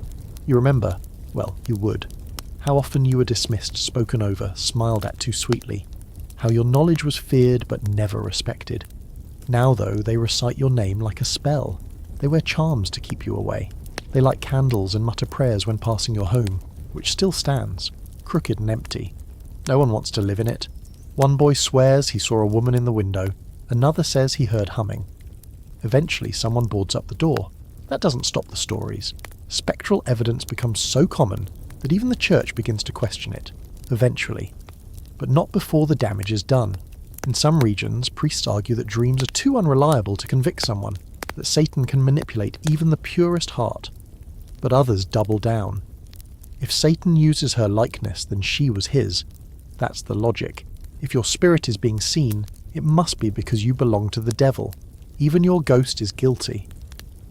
There's an account from a nearby village, this one barely a day's walk from yours. where 3 women are hanged because a young boy claims your spirit pointed at them in a dream. Just pointed. That was enough. 3 more names, 3 more necks snapped beneath the weight of your memory. You don't know these women. They've never met you. But you're all tangled now, in the minds of the people who fear you. Guilt by association, by imagination, by suggestion. And then there's the stranger case. In the winter following your execution, a man named Jakob claims he fell ill because of you. He says he saw you in a reflection, in a bucket of water, that you reached for him, that he couldn't move. He comes down with a fever and begins shouting your name in his sleep. He dies 6 days later. The villagers call it a curse, the priest calls it divine justice, and the widow next door swears she heard laughter in the trees. Jacob's family sues to have your house burned. Completely this time, they say, and so they do. They drag bundles of straw to the door, douse it in oil and light it. This time there are no priests, no judges, no ceremony, just fire. The flames curl around your walls, your windows, your roof. The wood groans, the glass shatters, and in minutes your little home, your refuge, your prison, is reduced to ember and ash. They think they've ended something, but what they've done is feed it. Now the earth where your house stood is scorched, blackened, untouchable. Nothing grows there. No one walks across it, and on cold nights, when the moon is full and low, some swear they still see smoke. Not from the chimney, from the ground itself.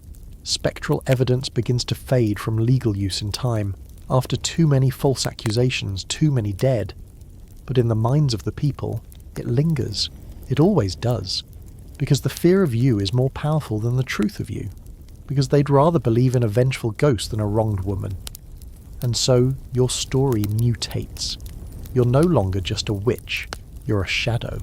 A nightmare. A spirit that slips between dreams and doorways. You haunt them not because you curse them, but because they did not deserve peace. And somewhere deep down they know that. Even now, they listen for your voice in the wind, and sometimes they hear it. You're not alone.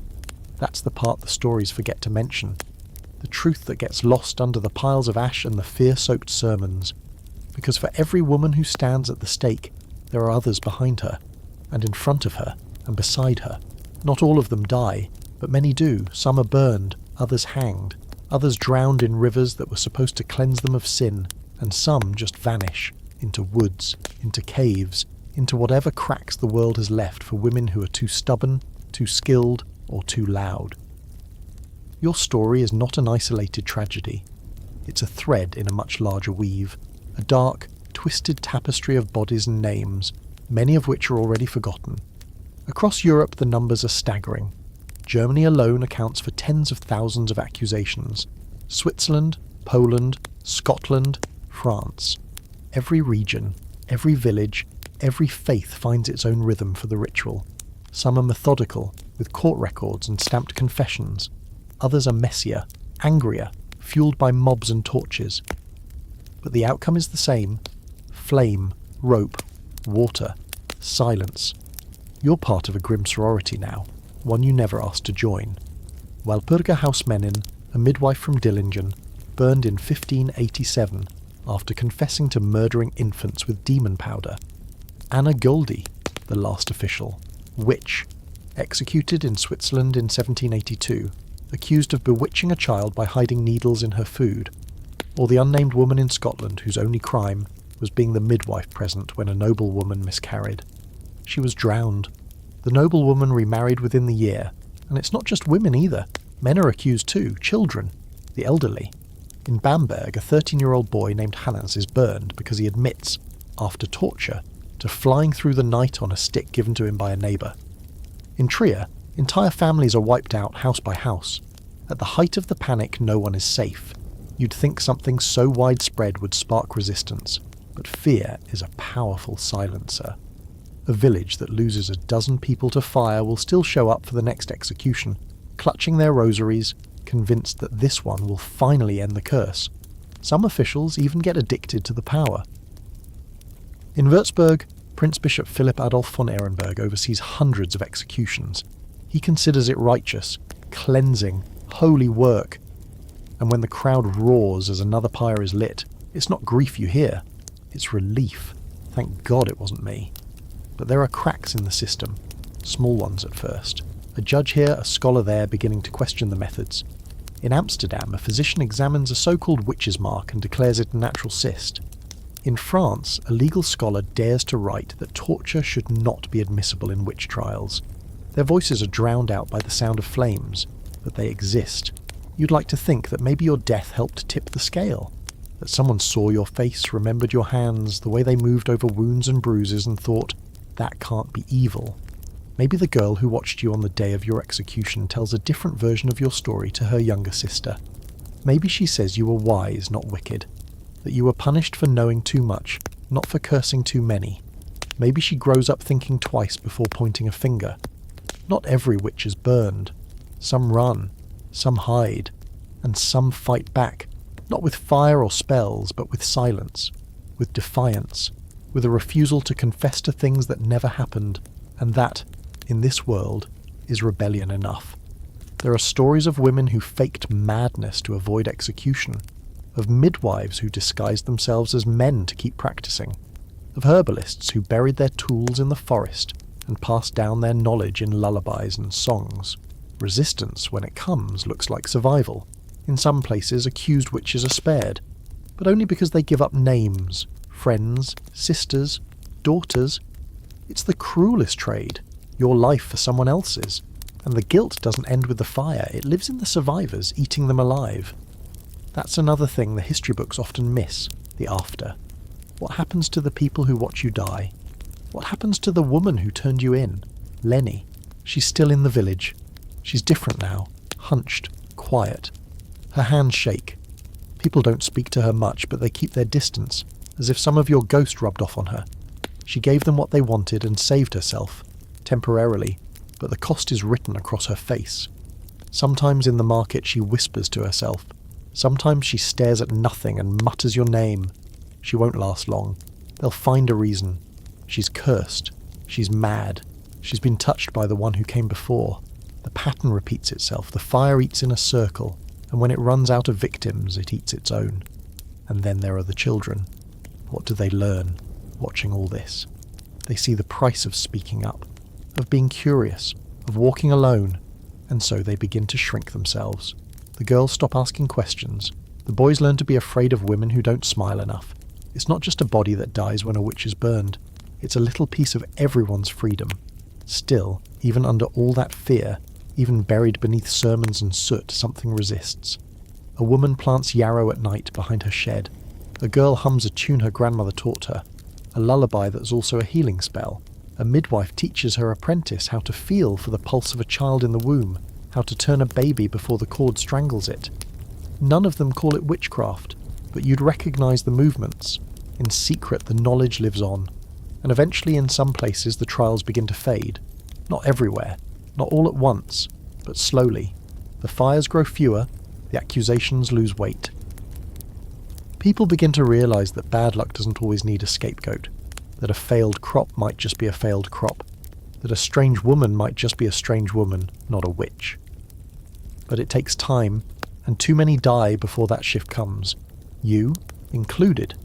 You're one name in a long dark ledger, but you're also part of something greater. A line of women and men who refuse to be reshaped by lies. You didn't confess, you didn't break, you didn't hand them a story wrapped in guilt. They took your life, but not your truth. And in a time like this, that's power. There is a smell to it. The execution. It's not something people talk about, but everyone who's ever been to one carries it. Smoke, yes, but more than that.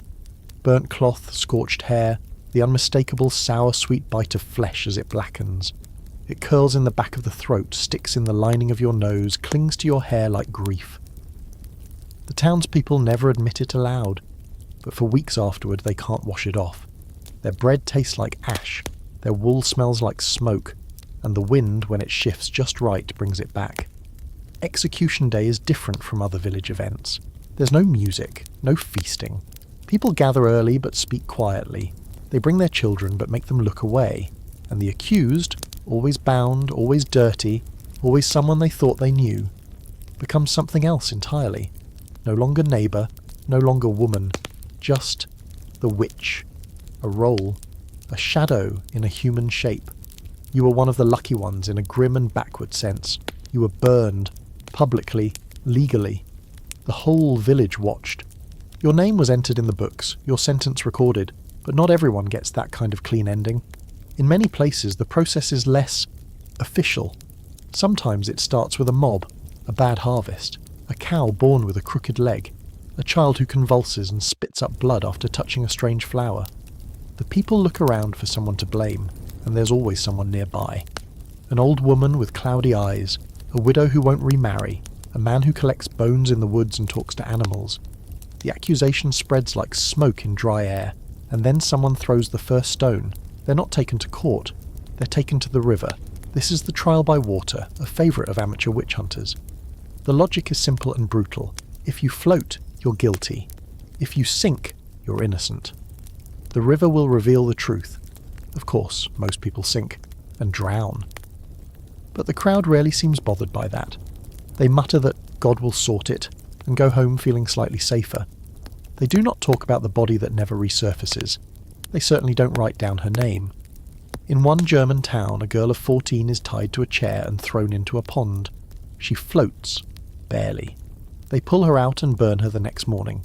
In Switzerland, a man is accused by his wife, who dreams that he turns into a black dog at night. He's hanged within the week. In eastern France, a group of children are told to list all the women who give them bad dreams. Their testimony leads to 8 executions. One woman simply blinked too slowly when a rooster crowed. The ritual of execution varies by region.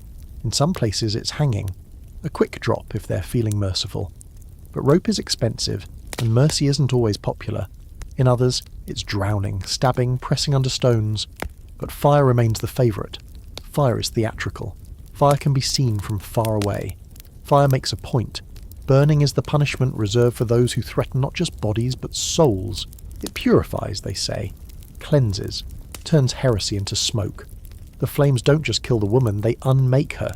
No bones to bury, no tomb to visit, just ash scattered on the wind, nothing left to remember. At least that's the hope. But it doesn't always work. People remember. They remember the colour of the flames, the sound of the voice as it cracked, the shape of the figure as it sagged against the ropes. They might not say it out loud, but the image stays behind their eyes. It visits them at night, in dreams, in silence, in guilt. Some write it down. A priest might scribble a note in the margins of his sermon, "She did not scream." A villager might carve a small symbol on a tree near where the stake once stood, a mark of respect, or fear, or apology. And over time, those tiny acts build into memory. Not a monument, just memory. In Scotland, there's a case where an entire village refuses to speak of an execution for over 50 years. The children grow up knowing the story without ever hearing it told. The silence becomes sacred. Later, when a new priest tries to dig up the details, no one will speak. It's as if the whole town swore a collective oath, not out of loyalty, out of shame. And what does it feel like? To be the one tied to the stake? Not fear, exactly. Not once it begins. It's past that point. It's something else. Numbness, maybe. A kind of detachment. You're aware of your body, of course. The ropes cut into your skin. The wood presses against your spine. The heat licks at your ankles first, then your legs. But it's the sound that overwhelms you. The crackle. The gasp of the crowd. The way your name sounds as it burns through them. Not in love or anger, but in finality. The flames don't rise all at once. They build. They stretch. They reach for you with greedy fingers. Your lungs fill with smoke before your skin ever breaks. Your vision goes grey at the edges. Your mouth is dry, but there's nothing left to say. Even if there were, they wouldn't hear it. And you wonder, do they think this hurts you? Because the pain is not the worst part. The worst part is knowing that they never saw you. Not really. They saw the idea of you. The version they invented. The witch. The danger. The excuse. Not the woman who healed their children. Not the neighbour who baked too much bread. Not the girl who learned how to read because her mother taught her letters with burnt sticks on the hearthstone. That version of you burned long before the flames touched your skin. And yet, somehow, you remain. In stories, yes. In whispers. But also in the eyes of every woman who watches too closely. Who walks the edge of the village alone. Who ties her hair back and sets her jaw and does what must be done. You've given them something, not power, not yet, but a shape, a warning, a promise. Because even now the fire isn't done. Not with you, not with them. You were supposed to be gone. That was the point of the execution. The fire, the chanting, the ashes carted off like trash. A clean ending, a quiet village. But you're not gone, not completely. You exist in the unspoken spaces, the quiet hesitations, the twitch of fingers near door latches, and sometimes, when the fog creeps in early, or a child laughs too hard in the woods, people look over their shoulders. But what they don't talk about are the ones who got away. Because not every accused witch ends up on the stake. Some vanish before the trial, slip away in the night with only the clothes on their back and the name they were born with buried deep under another. Not all of them survive, of course. The road is cruel. The woods are colder than people think. But some make it. Some live. You would have liked them. Women who wore knowledge like armour. Men who knew when to be silent and when to speak. Children taught to keep secrets. Taught that sometimes running is the only kind of magic that works. They disappear into forests and mountain passes, into crumbling stone ruins and caves wrapped in moss. No one knows their names. Not anymore. But the legends, oh, those live on. There's the story of the red-haired woman who escaped a Scottish fishing village by hiding in a cart of seaweed. They say she settled near the cliffs and lived with gulls for company. People would leave her food in exchange for herbal cures and whispered fortunes. She never spoke again, they say, not once. But when a storm was coming, she'd stand at the edge of the cliffs with her arms raised, and somehow the boats always came home safe. Or the German twins accused of cursing the town baker after his loaves began rising in the shape of horns. One of them was caught and confessed under torture, but only after insisting her sister was dead. She wasn't. She was hiding in a burned-out mill deep in the hills, carving charms into stone and watching smoke trails from afar. It said she lived 20 more years, haunting the village with curses that sounded suspiciously like wind through the trees. And then there's you. Well, not really, but someone like you, a woman who vanishes on the night before her trial. The guards say she dissolved into mist. The magistrate claims she bribed a priest. No one agrees, but the fact remains, her cell was empty come morning. The crowd showed up for a burning and left with only gossip. These escapees become their own kind of folklore. Less terrifying than the witches who died. More romantic somehow. Survivors with dirt under their nails and fire in their lungs. They walk among the townspeople under new names, quietly, carefully, watching the wind for signs of the next purge. Some keep their heads down forever. Others become shadows behind revolts, whispers in courtrooms, healers in secret rooms beneath taverns, midwives who speak 6 languages and claim to be just passing through.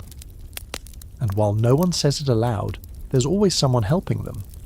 Because even in the darkest villages, there's always at least one person who knows the truth, who saw what happened to their sister, their mother, their friend, who regrets not speaking, who hides fugitives in root cellars and offers scraps of bread with shaking hands. These helpers don't wear heroes' cloaks. Most are just tired. Tired of the lies. Tired of the screaming. Tired of the fire. And they too carry a burden. Because helping a witch, even an accused one, is enough to get you burned yourself. So they walk carefully, speak gently, and keep their secrets tucked beneath their floorboards like dried herbs no one can name. Historians still argue about how many witches escaped. Some say the number is small, barely a footnote. Others suggest that for every woman burned, 2 more vanished. The records are incomplete, sometimes purposefully so. Whole trials erased, families relocated, names scrubbed clean by sympathetic scribes. Some believe that these survivors are the roots of other movements. The women's herbal networks, the underground midwifery circles, the mysterious wise women who seem to appear just when someone was dying and leave just before they healed. There's a tale from eastern France of a woman called Mother Cordelia. No one remembers where she came from. She spoke 5 languages, wore a necklace made of dried orange peel, and always smelled faintly of clove. When asked about her past, she'd say, "My sister's burned, but I ran." People assumed it was poetry, but she never laughed when she said it. Running, though, is no guarantee of peace. Living under false names, in borrowed clothes, with no fire and no friends, it takes a toll. Some escapees vanish into drink, others into madness. A few live long enough to see the witch hunt slow, to see the fires die down, but they never feel safe again. The flames follow them, always just behind their eyes. Still they persist, because sometimes living is the only way left to fight. And even though the church, the magistrates, the inquisitors, all of them, tried to make witches disappear, they only succeeded in making them multiply.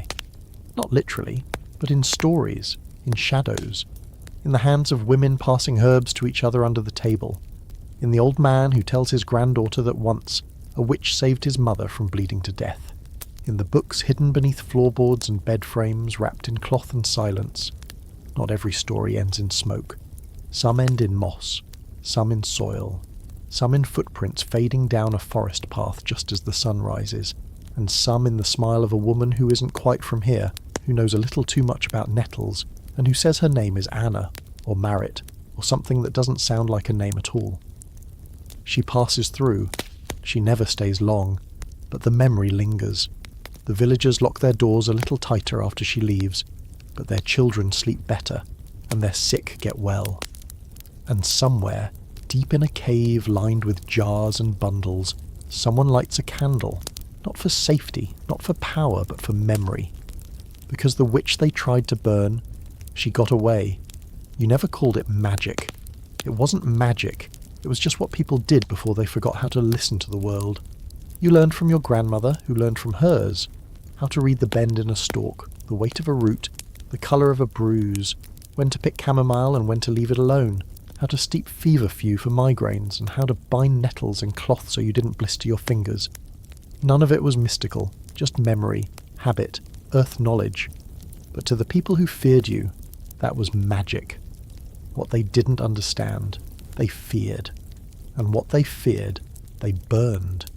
The truth is, folk magic, real, practical, everyday magic, was everywhere in 1600s Europe. In every house, in every garden, behind every closed shutter where someone whispered an old rhyme, over their newborn's crib, or tied a string of rowan berries above the door, just in case. People weren't modern in their thinking yet. They still believed the world had rules you couldn't always see. So they hedged their bets, crossed themselves and then spit over their shoulders, prayed to saints and then tucked garlic in their pockets. You knew how to use herbs, but so did every grandmother. You made charms. So did the women in the next village. The difference between a healer and a witch wasn't in what you did. It was in how people felt about you while you did it. There was a woman once 3 valleys away who was known to talk the fire out of burns. She'd whisper over the wound and blow gently and the pain would ease. They said it was a gift. Until a local lord's son died of fever while she treated him. Then it became a curse. She was dead within the week. It's always like that. Your gift is only safe as long as the results are good. One mistake, one rumour, one wrong look, and suddenly you've got a devil's pact you didn't sign. Even the church couldn't make up its mind about folk magic. In some regions, priests used blessings that sounded suspiciously like charms, holy water mixed with rose water, psalms read backward for protection. There's documented evidence of priests in France giving people small relics wrapped in paper, saying they'd keep witches away, while simultaneously preaching against the use of superstition. What's divine in Latin becomes heresy in a woman's voice. There were many kinds of magic back then: low magic, high magic, ceremonial, practical. High magic was for noblemen with libraries, who spent long nights scribbling alchemical symbols and summoning planetary forces in Latin. That kind of magic was protected, even admired. Low magic, the kind women used to make babies sleep, keep milk from souring, help the dying pass peacefully, was what got you hanged. Of course, nobody talked about it like that. Not then. It was all blended together in the minds of the people.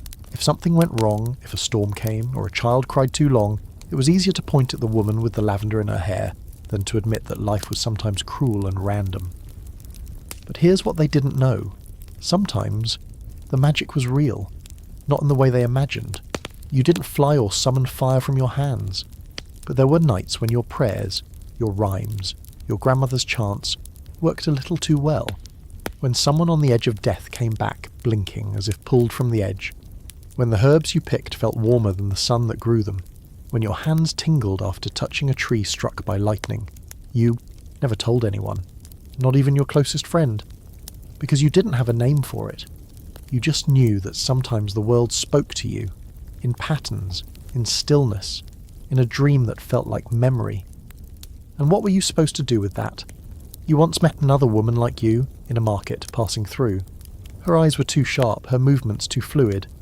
She handed you a jar of elderflower honey and said, "Don't forget the salt at the corners." She didn't explain. She didn't need to. You nodded, and for the briefest moment you felt seen. Women like that weren't everywhere, but they existed. The ones who kept the old ways alive, quietly, between the lines of what was acceptable. The ones who stirred iron nails into rainwater to protect a home from spirits. The ones who told you not to look at a baby too long, lest you give it the eye. The ones who spoke to bees when someone died, so the hive wouldn't mourn itself to death. Not witches, not in the way the church described, but something older, rooted. Even the skeptics used magic without realizing. A farmer hanging a horseshoe above his barn. A woman turning her bread 3 times before putting it in the oven. A hunter carrying a piece of bone from the last deer he killed. They'd scoff if you called it witchcraft, but it all came from the same place. The need to feel some control over a world that didn't give you much, and if it made life even a little easier, that was enough. There's a story passed down in whispers, a woman who couldn't be burned. They tied her up, they lit the fire, and it rained for 7 days. Every time they tried again, the fire went out. Eventually they gave up and exiled her. She lived in the forest and delivered babies for the next 30 years. Some say she's buried under a tree with twisted branches that never bloom. Others say she walked into the mist and never came back. No one knows her name. But every village has a version of her. A woman who couldn't be killed. A witch who walked away. Maybe that's the oldest magic of all. Not flying or cursing or charming goats, but simply surviving when you're not supposed to. Passing knowledge hand to hand in secret. Keeping stories alive. Binding up a bleeding leg and asking for nothing in return. You weren't a monster. You were a medicine. And in a world that feared both, there was no greater danger. Cities feel safer at first. That's the lie they wrap in stone and sell with brick and soot. There's anonymity in crowds, after all. More people, more places to disappear. No one cares if your shawl is a little ragged or if you carry odd-smelling jars in your satchel. In a city, you can walk past a dozen people who'll never know your name. You think that means freedom, but it doesn't.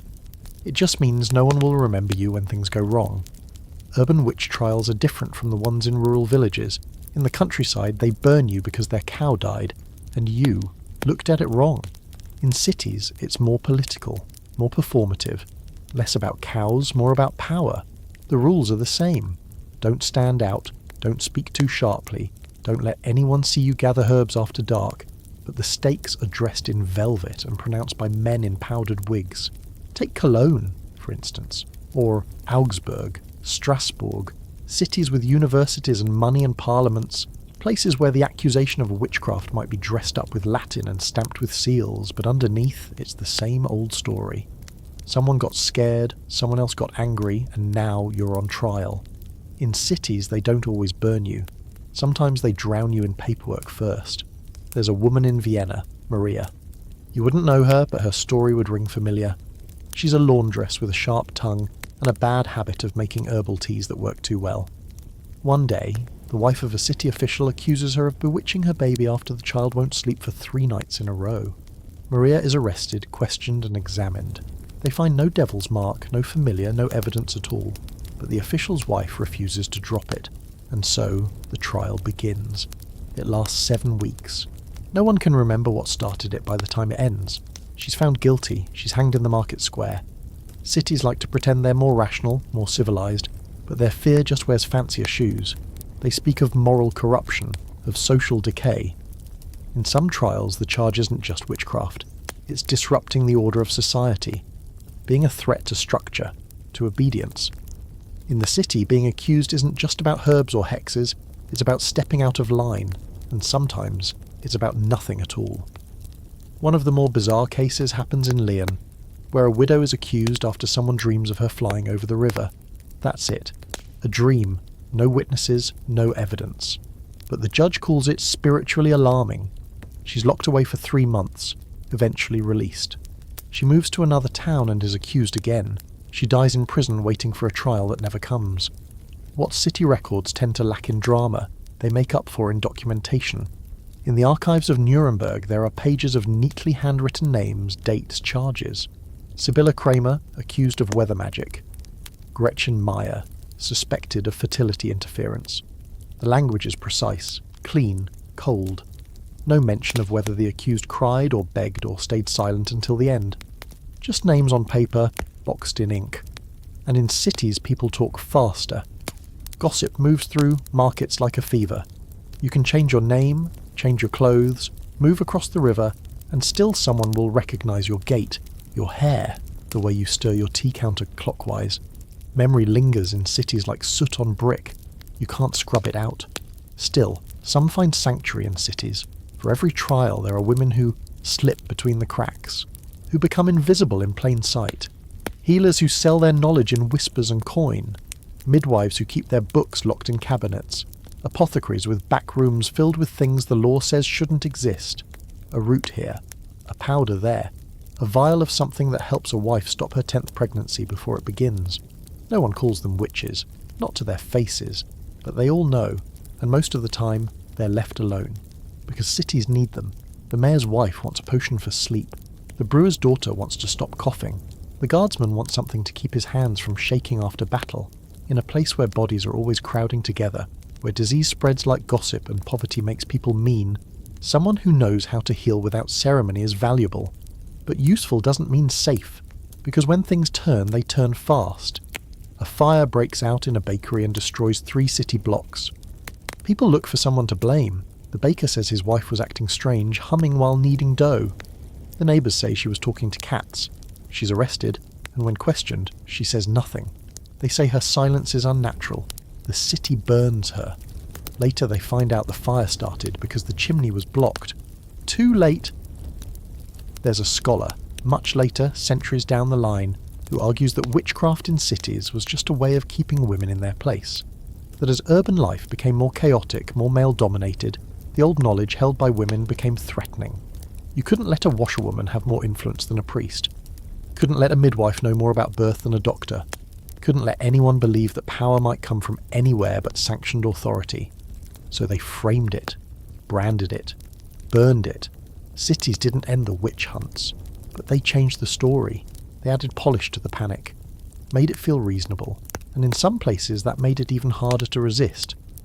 Because how do you argue with a judge in a red robe sitting beneath a crucifix with a feather quill and a cold smile? How do you fight laws written by men who never bled the way you have? Who never held a dying child?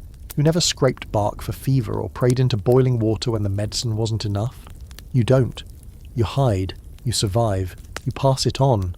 In the corners of apothecaries, in the dusty shelves of markets, in the kitchen of a city tavern, where the cook slips a charm under the stove and doesn't say why. Not every witch in the city is caught. Some wear perfume, some wear wigs, some wear the robes of scholars and speak softly, correcting men in ways so gentle they don't even realise it's happening. And some, they never speak at all, they just watch and wait. Because even here among bells and brick, smoke finds its way into the sky, and the witch, no matter how quiet, is never far behind. You always knew the church would be watching. It watches everything, with eyes sharper than any inquisitor's blade and ears pressed to every confession booth from here to Rome. And in 1600s Europe, the church isn't just a Sunday obligation or a place to marry off your cousin. It's the backbone of life, law, morality, even breath. To step out of line with the church isn't just rebellion, it's treason against the soul. And witches, they say, are the worst traitors of all. To them, you didn't just sin, you sided with the enemy. It wasn't always this hostile. In the early centuries before the printing press spread panic like wildfire, many local priests tolerated or even participated in folk practices. A sprinkle of holy water here, a whispered charm there. The village healer was often their ally, not their adversary. After all, what was a good outcome?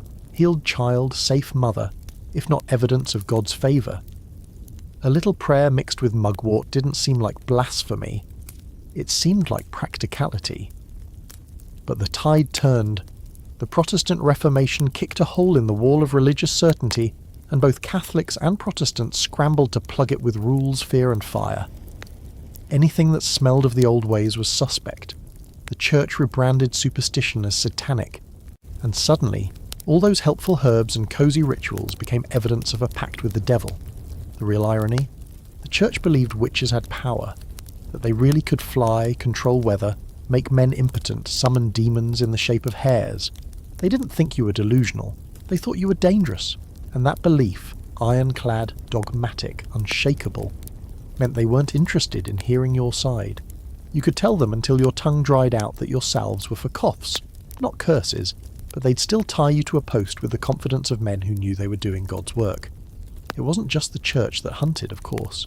In many places, secular courts took the lead. But the lines blurred fast. Bishops sat in judgment. Priests gathered evidence. Monks recorded confessions that smelled suspiciously like fiction. And when the trials came, it was always the church that offered the final stamp of moral legitimacy. This wasn't murder. This was salvation. For everyone else, anyway. There was no salvation for you. Theologically, the church insisted witches couldn't go to heaven. Not unless they confessed, and even then, only if they were truly repentant. And even then, the fire still burned. You might save your soul, but your body? Ashes and smoke. They wrapped it in mercy, claimed they were doing you a favour. Better to burn for a minute than for eternity. You remember the priest who visited your cell? How he couldn't meet your eye when you asked why the devil's mark only ever seemed to show up on poor women, old women, or women who spoke too boldly. He didn't answer. He just handed you a wooden cross and whispered, "God is still listening." You didn't have the heart to tell him that so were you. But here's where things get strange, because for all the church's wrath and rigidity, Christianity was never one thing. Not in practice. Beneath the official liturgies and proclamations, the people still held on to 1,000 tiny rituals. Holy water mixed with salt and rosemary. Candles burned on specific saints' days for protection. Coins placed under babies' cribs to keep away the evil eye. The very same practices the church condemned from the pulpit, it often tolerated in the pews. In Spain and Italy, where the Inquisition had a tighter grip, you might think the fire burned hotter. But that wasn't always the case. Ironically, in some regions the Inquisition was less likely to execute accused witches. It was more centralised, more bureaucratic, and sometimes more sceptical of peasant accusations. Superstition, yes. Satanic conspiracy, less so. Meanwhile, in Protestant territories like Scotland, Germany, and parts of France, local judges had terrifying autonomy. Trials ballooned into frenzies. Dozens, sometimes hundreds, were executed over the course of just a few months. Once one woman confessed, she was pressured to name others. That web of guilt grew fast. The church didn't invent the fear, but it legitimized it, sanctified it, made it sacred, and no one questions a sacred fire. They debated your soul even after you died. Theologians writing treatises on whether witches chose evil or were tricked into it, whether your soul could be saved if your confession was made under torture, whether you even had a soul if you denied Christ under duress. It's unsettling to know that people who never knew your name wrote paragraphs arguing about whether you deserved peace. You wonder if God ever read any of it. Some priests resisted, quietly, carefully. A few tried to protect the accused, delayed trials, lost paperwork, insisted on better evidence. In Strasbourg, one bishop famously refused to authorize burnings unless there was irrefutable proof. He was later accused of being in league with the witches himself. Because that's how this system worked. Mercy was suspicious. Doubt was dangerous. Even questioning the existence of witchcraft meant risking your position, your life, your eternity. There's an account from Bavaria of a monk who visited a condemned woman in prison. She told him she had no pact, no curses, no familiars, just a bitter neighbour with a vendetta. He believed her. He wrote a letter to his superior. By the time it arrived, she was dead.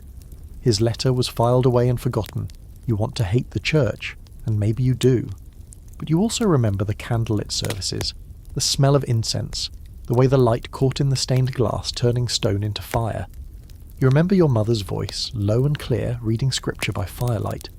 You remember trying to believe in a God who saw you, even if the men who spoke for him never did. Maybe he did. Maybe he does. Or maybe the only God that mattered was the one in the soil, the wind, the growing things, the one that listened when you whispered over a fevered child, who nodded when you plucked time beneath the moon, who understood the power of quiet women and didn't flinch. The church tried to erase you, but you've been here longer than it has. You and the women before you and the ones who come after. They might hang you, drown you, burn you, but your knowledge seeps into the cracks, grows roots beneath the altar. They won't admit it, but when they bury their dead, they call for women like you. When they fear a curse, they tuck rosemary in their pockets. When their children cry at night, they still sing the lullabies you wrote. Faith can't burn that out. Not even with all the fire in Christendom. You never called them spells. That word belonged to them, the judges, the scribes, the churchmen scribbling in their black books with quills that dripped guilt. You never said spell. You said help or habit, or sometimes nothing at all. But they called everything a spell. A whisper. A spell. A knot in a red string. A spell. A poppet stuffed with rosemary and pins. A spell, even if it was just for sore joints. The truth is, they saw sorcery in your every gesture, because it was easier to fear your hands than admit you might understand something they didn't. So, fine. Let's talk spells. You carried them like dust in your apron pockets, tucked into the folds of your day. Most were simple, humble. A chant under your breath while stirring porridge. A thumb pressed to the centre of a baby's forehead. A thread tied around a wrist with a rhyme about sleep. Magic was daily. Ordinary. Not thunder and fire, but the kind of quiet knowledge that says, boil this root longer, or it'll make the fever worse. Charms were protection, not power. You had one under your mattress. 2 feathers, a coin, and a bone. Your grandmother swore it kept away nightmares. You never really believed her, until the nightmares came back the one week you forgot to replace it. Coincidence, maybe. But you kept it there anyway, just in case. You made protective charms from rowan and ash. Herbs bundled with red string. You sewed lavender into the hems of clothes for peace. You tied nettle into doorways to ward off illness, and salt lines weren't just superstition. They worked. Not in ways that would impress a court, but in the way a child stopped crying at night, or how a house felt just a little warmer afterward. And the words, always the words, passed down like recipes, memorized without thinking. Say this when someone is dying. Say this when a storm comes early. Say this when you feel something looking at you from the woods. The rhymes weren't beautiful, they weren't Shakespeare, but they worked like prayers carved from earth instead of heaven. You didn't say them to something exactly. You said them with something. With the wind, with the water, with the ache in your bones that told you the frost would come early this year. Modern historians call it low magic, folk magic. They catalogue it in dusty books, counter-charms, love philters, binding knots, apotropaic rituals. They write about how it reflects the tension between oral tradition and clerical authority. You'd laugh if you could, because it wasn't tension for you, it was necessity. It was how you kept the bread from moulding and the baby from dying and the devil from creeping into your dreams. You didn't do it for power, you did it to survive. There's a famous charm from England recorded in an old manuscript. Against a sudden stitch, sing this charm thrice. Out, little spear, if here it be, in bone, in blood, in limb, not me. It sounds like nonsense until you're doubled over in pain with no one around but your own hands. Then you sing it. Then you learn to believe a little. And no, you didn't curse people. Not really. But you could have. That's what they never understood. You had that power. You had it because they gave it to you. Because they believed in it so fiercely, so desperately that the belief itself gave the words weight. You could have stood over a man's field, muttered a few dark syllables and ruined his life. Because he would believe you had. But you never did. Except that one time. The blacksmith's boy who threw stones at your door, who spat on your steps and called you a hag. You whispered something low and ugly into your sleeve after he passed. Just a breath. Just a wish. The next week he broke his arm falling from a tree. You never said it was your doing. You never said it wasn't. In parts of Scotland, women carved sigils into bread dough to protect their households. In Italy, they used lemon peels and iron to bind jealousy. In France, charms were sewn into undergarments to prevent unnatural longings. In Hungary, love potions included crushed rose petals, honey, and sometimes a fingernail. It was always a blend of the practical and the poetic, magic folded into the mundane, and it didn't die with you. Long after the trials burned out, the spells lived on. They just changed shape.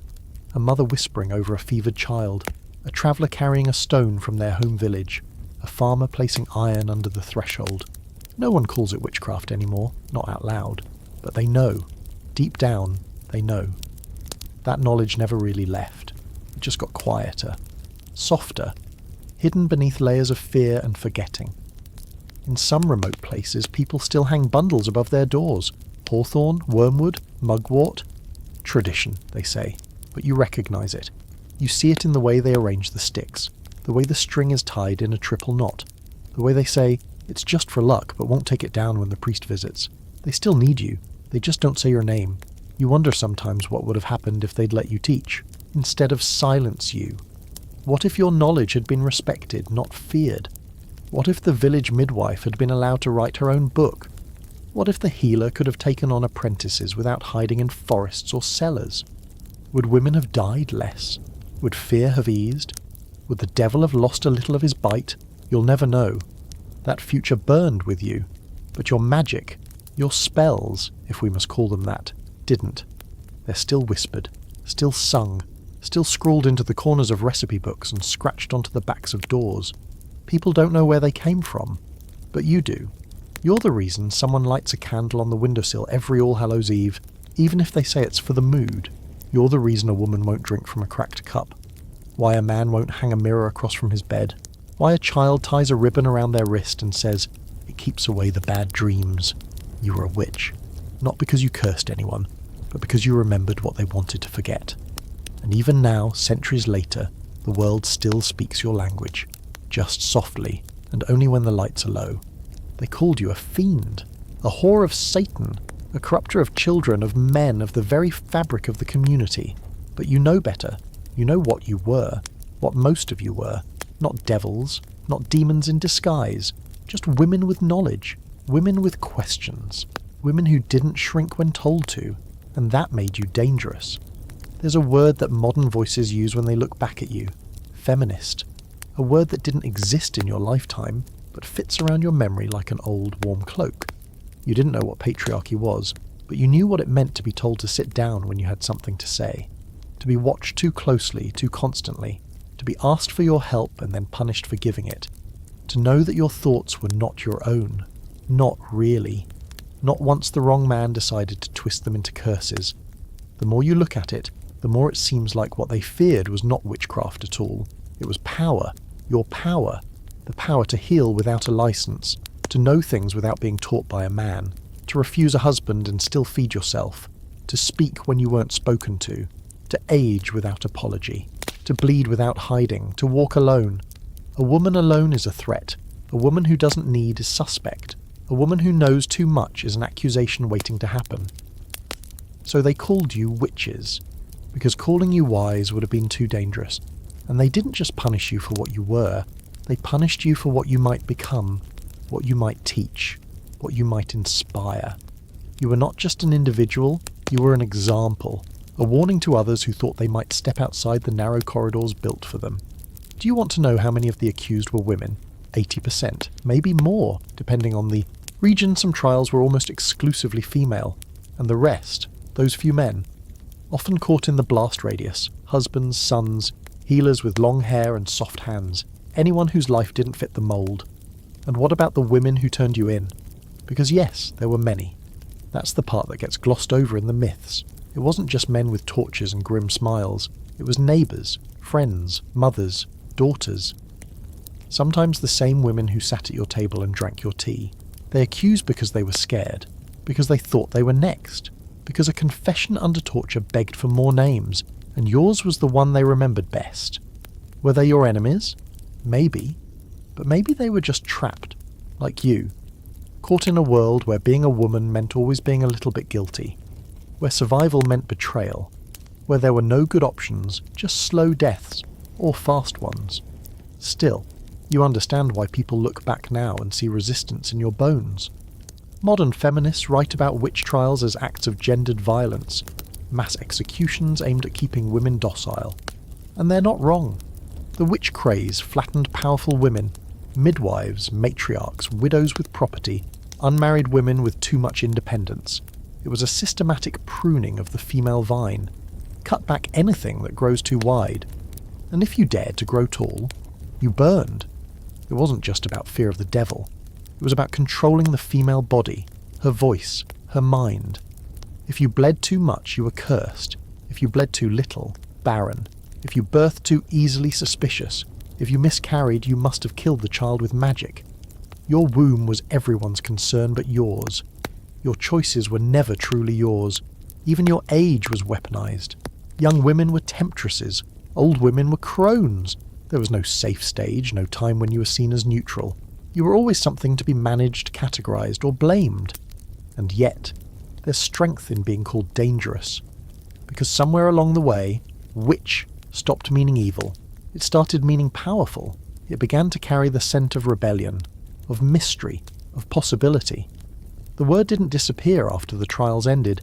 It transformed into symbols carved into pendants, into whispered chants beneath full moons, into the fierce glint in the eyes of women who refuse to shrink. There's a reason that in every generation, when women begin to rise, the word witch is never far behind. You see it in the suffragettes accused of hysteria and paganism, in the activists branded unnatural, in the scholars who wrote too boldly, and the girls who danced too freely. Even today, in corners of the world where fire is no longer legal, there are still efforts to silence, to mock, to diminish. Because the world hasn't entirely changed. But you helped start something. You helped plant the seed of a question. What if the witches weren't wicked? What if they were wise? And once that question was asked, it could never be unasked. Your death was meant to silence. Instead, it became an origin story. A mythology that women have taken back piece by piece. A symbol of endurance, of rage, of knowledge, of the refusal to apologize for existing in ways that frighten those in charge. Now, young women gather on hillsides and chant in circles, calling themselves witches. Not because they believe in casting curses, but because they believe in reclaiming what was taken. The word itself has become a kind of spell, a charm, a declaration. I am not afraid of your fear. You would recognize them, not in the clothes or the words, but in the posture, the fire in their voices, the way they stand in doorways with their heads high, the way they look at the world like it owes them something it can't name. You were called a fiend. But you were a feminist before the word existed. And even now, when someone lights a candle for justice, or picks up a book no one wanted them to read, or chooses to live in defiance of quiet rules, they do it in your shadow, in your name. They do it because you walked first, even if you walked to fire. They say time smooths things out, that it wears down the jagged parts of history, files off the edges until all that's left is a neat little story, suitable for textbooks and tourist plaques. But your story, the one buried in ash and herbs and silence, time hasn't softened it. If anything, it's made it louder. Because now, centuries later, they've started digging. Literally. In towns across Europe, archaeologists are uncovering bones with strange markings, holes drilled into skulls, burns on femurs, knife cuts made post-mortem. Mass graves, some of them too shallow, too hasty. Human remains found beneath old courthouses, beneath what used to be gallows, beneath fields where nothing has grown for years. And every time someone whispers the same word, witches, they dig up your past, brush off the dirt, photograph it under artificial light. They document every break and bruise and tag your femur with a code number. Forensic evidence, they call it. But to you, it's just your body being handled again, centuries too late. They want to know who you were, what really happened. They study trial records, dusty Latin scribbles penned by men who barely knew you. They analyse spellbooks, grimoires once banned by the church, now displayed in glass cases with climate control. They scan old court transcripts for names, dates, descriptions of your crimes. They try to map the panic, the logic, the terror. They try to make sense of the fire, and some of them, to their credit, really do try to tell the truth. They say things like, she was most likely a healer, or these accusations often followed land disputes, or torture led to false confessions. They acknowledge the mass psychosis, the patriarchy, the church's grip. They know now that most of the accused were innocent, but the story still tastes bitter in their mouths. They can't undo what happened. so they memorialise it instead. Across Europe, small plaques have begun to appear, on old stone walls, on rusted iron gates, on crumbling town squares. Some read, "Here stood a woman accused of witchcraft. Her name is unknown." Others offer an apology from the modern town council, centuries too late. A handful of countries, Norway, Switzerland, Scotland, have issued formal pardons to those killed in the witch trials. Empty gestures, maybe, but gestures all the same. In one German town there's a statue of a woman with her hands tied, eyes closed, face tilted upward. It's not labelled, no plaque, just there. Quiet, waiting. Children climb on it in the summer. Locals place wildflowers at its feet in winter. No one admits who started it. In another, there's a memorial garden. Lavender, rosemary, rue. Herbs once feared, now planted with care. A stone circle at the centre. No fire here, just sunlight, and bees. And people still come. Not many, but enough. Women mostly, some with their daughters. They touch the stones. They whisper names. Some cry. Some light candles. Some just stand, hands in pockets, as if waiting for someone to appear from the shadows and say, "I remember you." You're in the museums now too. The witchcraft wing of a medieval exhibit, complete with wax figures, replica torture instruments, and interpretive panels written in cautious academic language. You've become history, an attraction, something to learn from, but not too closely. No one wants to admit how recent it all still feels, how little it would take to do it again. Because let's be honest, the witch trials never really ended. Not completely. They just change costumes. They show up now in the headlines, in accusations without evidence, in the way powerful women are dissected in public, burned not with fire but with words. The internet is the new pillory, social media the new stake, and while no one uses the word witch anymore, the shape of the fear is the same. Too loud, too angry, too strange, too much. The formula hasn't changed, but the resistance hasn't either. People write books now, novels, memoirs, fantasy epics where witches win. Poets turn your suffering into verse. Filmmakers make you icons. Artists carve your names into stone. Songs are written in your memory, full of drums and aching voices and words sung in languages no one's spoken in centuries. And some of them, quietly, are practitioners themselves. Yes, witches. Real ones. Not cackling in the woods, not flying through the air, but people who study old ways, who light candles, read cards, chant over tea. They wear crystals, collect herbs, celebrate equinoxes, mark full moons. Some call it Wicca, some call it folk magic, some don't call it anything at all, but they're here, and they see you as one of theirs. They reclaim your name like a battle flag. You've become a symbol, not of evil, but of defiance, of autonomy, of mystery, of knowledge that couldn't be buried in smoke. And for every statue, every candle, every book written with your name in its spine, a little bit of you comes back. Not as you were, but as something larger. A memory with teeth. A ghost that refuses to be quiet. Some towns still pretend you never existed. Still whisper witch like a bad word. Still avoid certain forests. Still leave the burned field untouched. But even there, you live in the corners. In stories told by grandmothers with glinting eyes. In fences where iron nails have never rusted. In hands that knot thread 3 times without knowing why. They didn't erase you. They couldn't. They buried you deep. Yes, under fear, under fire, under the lies of men who claim to know God's will. But even in the dark you waited, and now, slowly, the world is remembering. Piece by piece, name by name, you rise. The field where they burned you is quiet now. You wouldn't recognize it. The stake is gone, the ashes scattered, the crowd long dispersed. There's no smell of smoke, no blackened ground, no ropes, no screams, just grass, wind, and silence. A thin path cuts through the field, well-trodden but unremarkable. Children chase each other across it in summer. In the winter, the snow blankets it so perfectly that no one remembers what's buried beneath. But some do, not by name, not even by story, just by sense. They walk past that patch of earth a little quicker. They lower their voices. One child swears she sees shadows in the tall grass, something moving that isn't the wind. Her mother hushes her sharply. Don't say things like that. But later that night, The mother lights a candle and leaves it by the window. Just one. No explanation. That's how memory works. When it's not allowed to speak, it mutates, slips sideways, becomes folklore.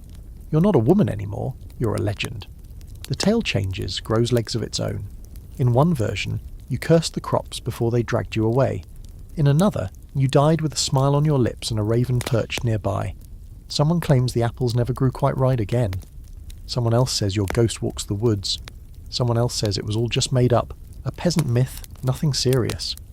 But they still avoid the place on stormy nights. They still mutter a prayer when lightning hits too close. They still don't plant anything there, and every now and then, someone returns.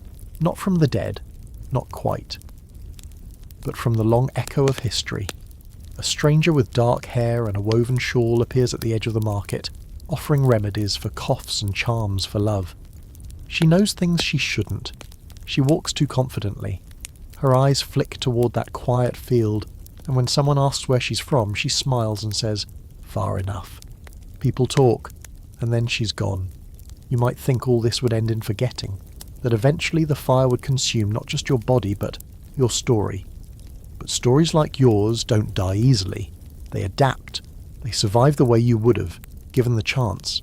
They duck their heads, change their names, hide in lullabies and recipes until it's safe to breathe again. And over time, they start to come back into the light.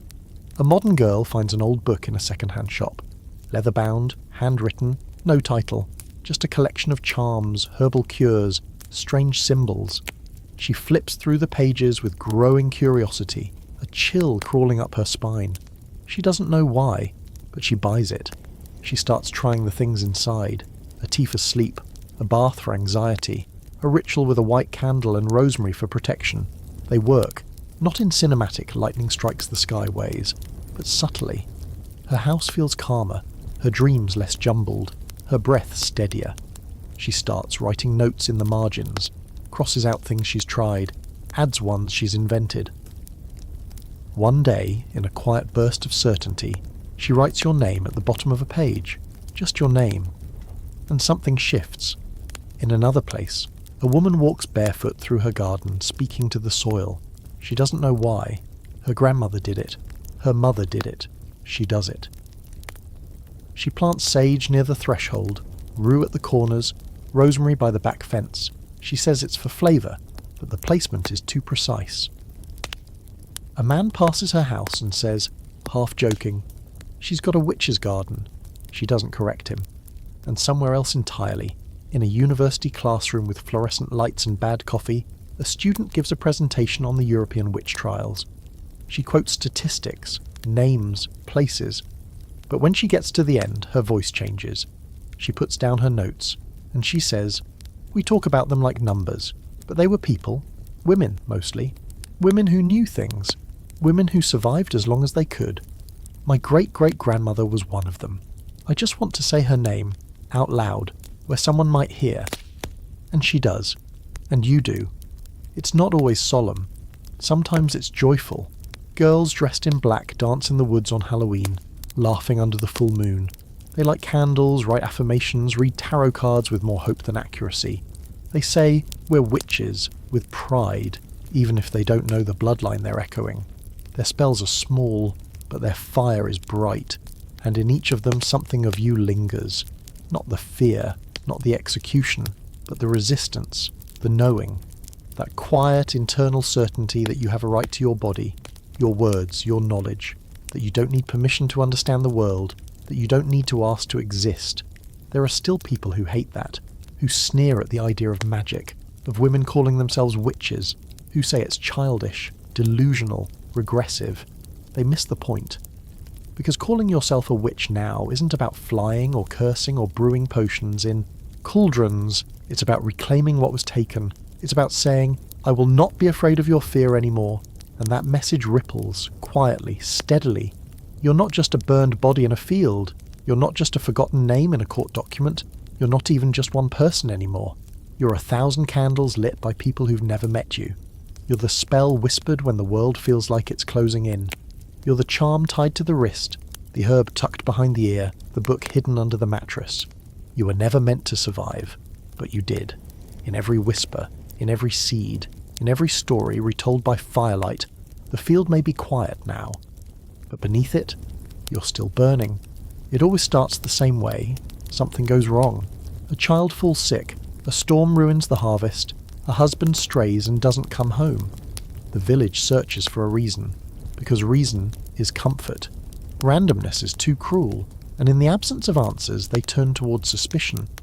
They comb the town for anything that doesn't fit, and there you are, standing just a little too straight, speaking just a little too clearly, keeping herbs in jars that don't have labels.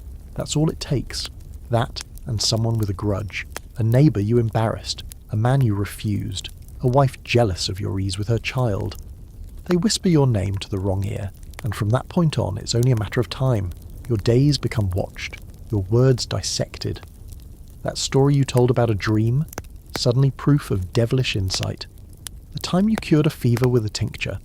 A sign that you caused the illness in the first place. They twist kindness into harm, attention into malevolence. You've seen it happen before, but this time it's you. The worst part? Most of them don't think they're doing anything wrong. They think they're protecting their town, their family, their souls. They're afraid, and fear doesn't care about truth, it cares about survival. So they justify it. Tell themselves you asked for it somehow. That the signs were there. That no innocent woman would walk alone after sunset. That no godly woman would live without a man. That no simple healer would know so much about blood and pain and childbirth. But you're not simple, and they know it. That's why they're afraid. You have something they don't understand. Not just knowledge, though that's part of it, but confidence, presence, a way of existing that doesn't seek their permission. That's the true crime. You live as if the world is yours to interpret. You act like your life belongs to you. And in 1600s Europe, that's enough to get you killed. But here's the twist. It's the same trait that ends up saving pieces of you. That quiet, rooted certainty that you're right to know what you know, that you're right to trust your gut, your hands, the wisdom passed from mother to daughter like breath. That's what preserves you, even after. The ropes tighten, because when they dragged you to the square, you didn't beg. When they accused, you didn't weep. When the fire took you, you looked them in the eyes, and that more than anything is what stays in their memory. They'll say you were mad, or evil, or under Satan's sway. They'll rewrite the ending in their favour, but some of them, especially the ones with daughters, will remember how you stood there, unbowed, and they'll wonder, quietly, whether they just killed someone they should have learned from. The witch trials were never about witches. They were about control, about drawing a line in the dirt and saying you may not cross this, not with your mind, not with your body, not with your voice, and every time a woman did, they made an example of her. But they had to keep making examples, didn't they? Because women kept crossing. They still do. There's a little girl born just a year after your death. She grows up hearing your name in whispers, in warnings. Don't end up like her. But instead of fear, it plants a seed of curiosity. She asks questions, watches carefully, learns herbs from her aunt, who kept a bundle of your dried yarrow hidden behind the hearth. She grows up to be a midwife. When her first patient survives a difficult labour, she ties a red thread around the baby's wrist and says, "For luck." She doesn't call it magic, but it is. Elsewhere, a young man who watched your trial becomes a writer, not a famous one, just someone who scratches out stories on rough paper. In one, a woman accused of witchcraft turns herself into a hawk and flies away. In another, the witch rises from her ashes and takes her revenge. His stories are never published, but they're read, passed hand to hand, a spark carried forward, and centuries later, those stories become novels, films, movements. The witch becomes a figure of complexity, not cruelty. Women with power, with pain, with reasons. And while most of them don't carry your name, they carry your shape. You're still there, in the silhouette. They tried to silence you with fire, but they only gave you a louder voice. Now people seek you out. They travel to old towns, to ruined courthouses, to fields like the one where you fell. They place flowers on the ground, lavender, marigolds. They light candles. They say, "This is for the ones we couldn't save." They mean you, not because they think they can undo the past, but because they want you to know they see you now. Some of them write your name on paper and burn it, letting the smoke rise as if sending it to wherever you might still linger. Some speak your name out loud for the first time in centuries, Some don't know your name at all, but they speak for you anyway, because someone has to. You never asked to be a symbol. You never wanted to be a martyr, a myth, a lesson in resistance. But now that you are, you're not alone. You never were. You had sisters, across mountains, across borders, across time. Women who also stood too tall, who also burned, who also knew. And their fire joins yours. Together, you've become something they never expected. Unkillable. Your story is not just one of death. It's one of memory and courage and survival. Of how knowledge smoulders in silence and springs to life the moment someone dares to speak it again. They thought they buried you, but all they did was plant a seed. And it's growing. You were never supposed to have a legacy. That's the part they never planned for. The courts, the clergy, the judges in velvet, and the men with torches. They weren't trying to create martyrs. They were trying to erase you. They wanted you forgotten, feared, flattened into nothing more than a moral warning. But memory doesn't work that way. Not when your story is woven into the blood of generations. Not when your voice gets caught in the lungs of every woman who learns to say no. And now, you're everywhere. You're on t-shirts and coffee mugs. We are the granddaughters of the witches you couldn't burn. It's a cute line, marketable even. But behind it sits a history smothered in smoke and screams. Behind it is you, standing barefoot on damp earth with your hands tied and your life misunderstood. That catchy slogan is a shorthand for something unspeakably deep. For pain, for knowledge, for endurance. People conjure you now without even knowing it. They call it empowerment, intuition, divine feminine. They sage their apartments, pull tarot spreads under moonlight, chant affirmations into mirrors. They may never have cracked a book on the trials. They may not know your name or the town where your trial was held. But they know what it feels like to be told their voice is too sharp, their emotions too wild, their knowing too much. And every time they push back, that's you. Every time a girl refuses to be smaller, quieter, more palatable, more convenient, you're in that choice. You're stitched into the moment when someone trusts their gut, speaks up in a meeting, walks away from a table where they are no longer fed. You're the hush before the answer, the glare after the insult, the hand held out to another woman saying, I see you. I know what they did to you. I'm still here. And your face is changing. You're no longer just a hunched old woman with wild eyes. You're no longer the cartoonish cackler over a cauldron. Now you are young and old, fierce and gentle, black and brown and white and every hue in between. You are trans and queer and powerful in ways they never imagined witches could be. You're no longer a stereotype. You're a prism. You're intersectional now. You've been reclaimed by movements bigger than yourself. Feminism, yes, but also justice, resistance, autonomy. You're not just about herbs and hexes. You're about land rights, reproductive rights, identity. You're about standing at the edge of the world and daring to exist without apology. And yes, people still misunderstand you. Some think you're all superstition. Others think you're just a trend, a phase, a Halloween costume with a pointy hat. But you've survived worse than ridicule. You've survived fire. Because the truth is, no matter how neatly history tries to package it, you didn't die in the 1600s. You were carried forward, in fragments, in spells, in stories whispered between mothers and daughters, in the lullabies no one remembers writing, in the salt tossed over shoulders, in the words scrawled in notebooks and burned in candlelight. You were passed on in whispers like secrets too sacred for daylight, and now you're spoken aloud again, not as villain, as ancestor, as guide. Your name appears in books where the authors call you the wise woman, the healer, the midwife, the outsider, the rebel. You show up in documentaries, museum exhibits, academic papers with long titles that dance around the fact that what they're really talking about is fear of female agency. Your story is still being written. But now, finally, the pen is in gentler hands. And sometimes, only sometimes, it's in your own. Because there are women now who sit down in quiet rooms, light a single candle and say, "To those who came before, I honour you." And you feel it, like warmth brushing across time. You don't need incense or ritual to reach across centuries, just someone willing to say, "I haven't forgotten." Your legacy is made of those moments. It's in the choice to remember when it would be easier to forget, to acknowledge pain when silence would be safer, to ask hard questions, even knowing there may be no answers. And maybe that's the most magical part of all. Not the spells, not the charms, not the roots steeped in boiling water, but this, that you endured. That your story didn't end with smoke. That you, who were called unspeakable, have become spoken. And they still won't teach you in every school. They won't tell every child about the tens of thousands lost. But someone will whisper your name when they light a candle. And someone else will write it in the margin of a book. And someone somewhere will plant rue in their garden and never quite know why. And that is how you survive. Not in vengeance, not in fire, in echo, in remembrance, in the choice, every day, by someone new, to live in a way you weren't allowed to. And for all their tortures and trials and threats, they never found a way to burn that. And now, the fire is out, the smoke has thinned, the shouting is long gone. All that remains is the hush, like the breath that comes after the storm has passed, when the world feels still but not quite safe. You've walked through the terror, the trial, the flames. You've listened to the voices, the grief, the rage, and the strange beauty of survival.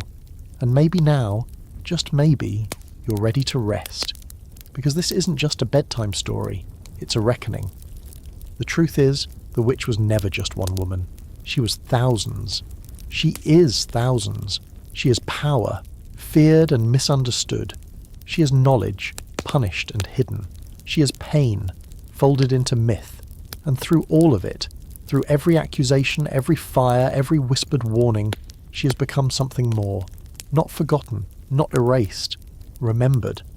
So if your fingers ever brush a feather on the ground and you feel something quiet stir, or if the scent of rosemary makes you pause, or if the wind through the trees sounds just a little like a voice, don't be afraid. That's her, that's you, coming back into the world.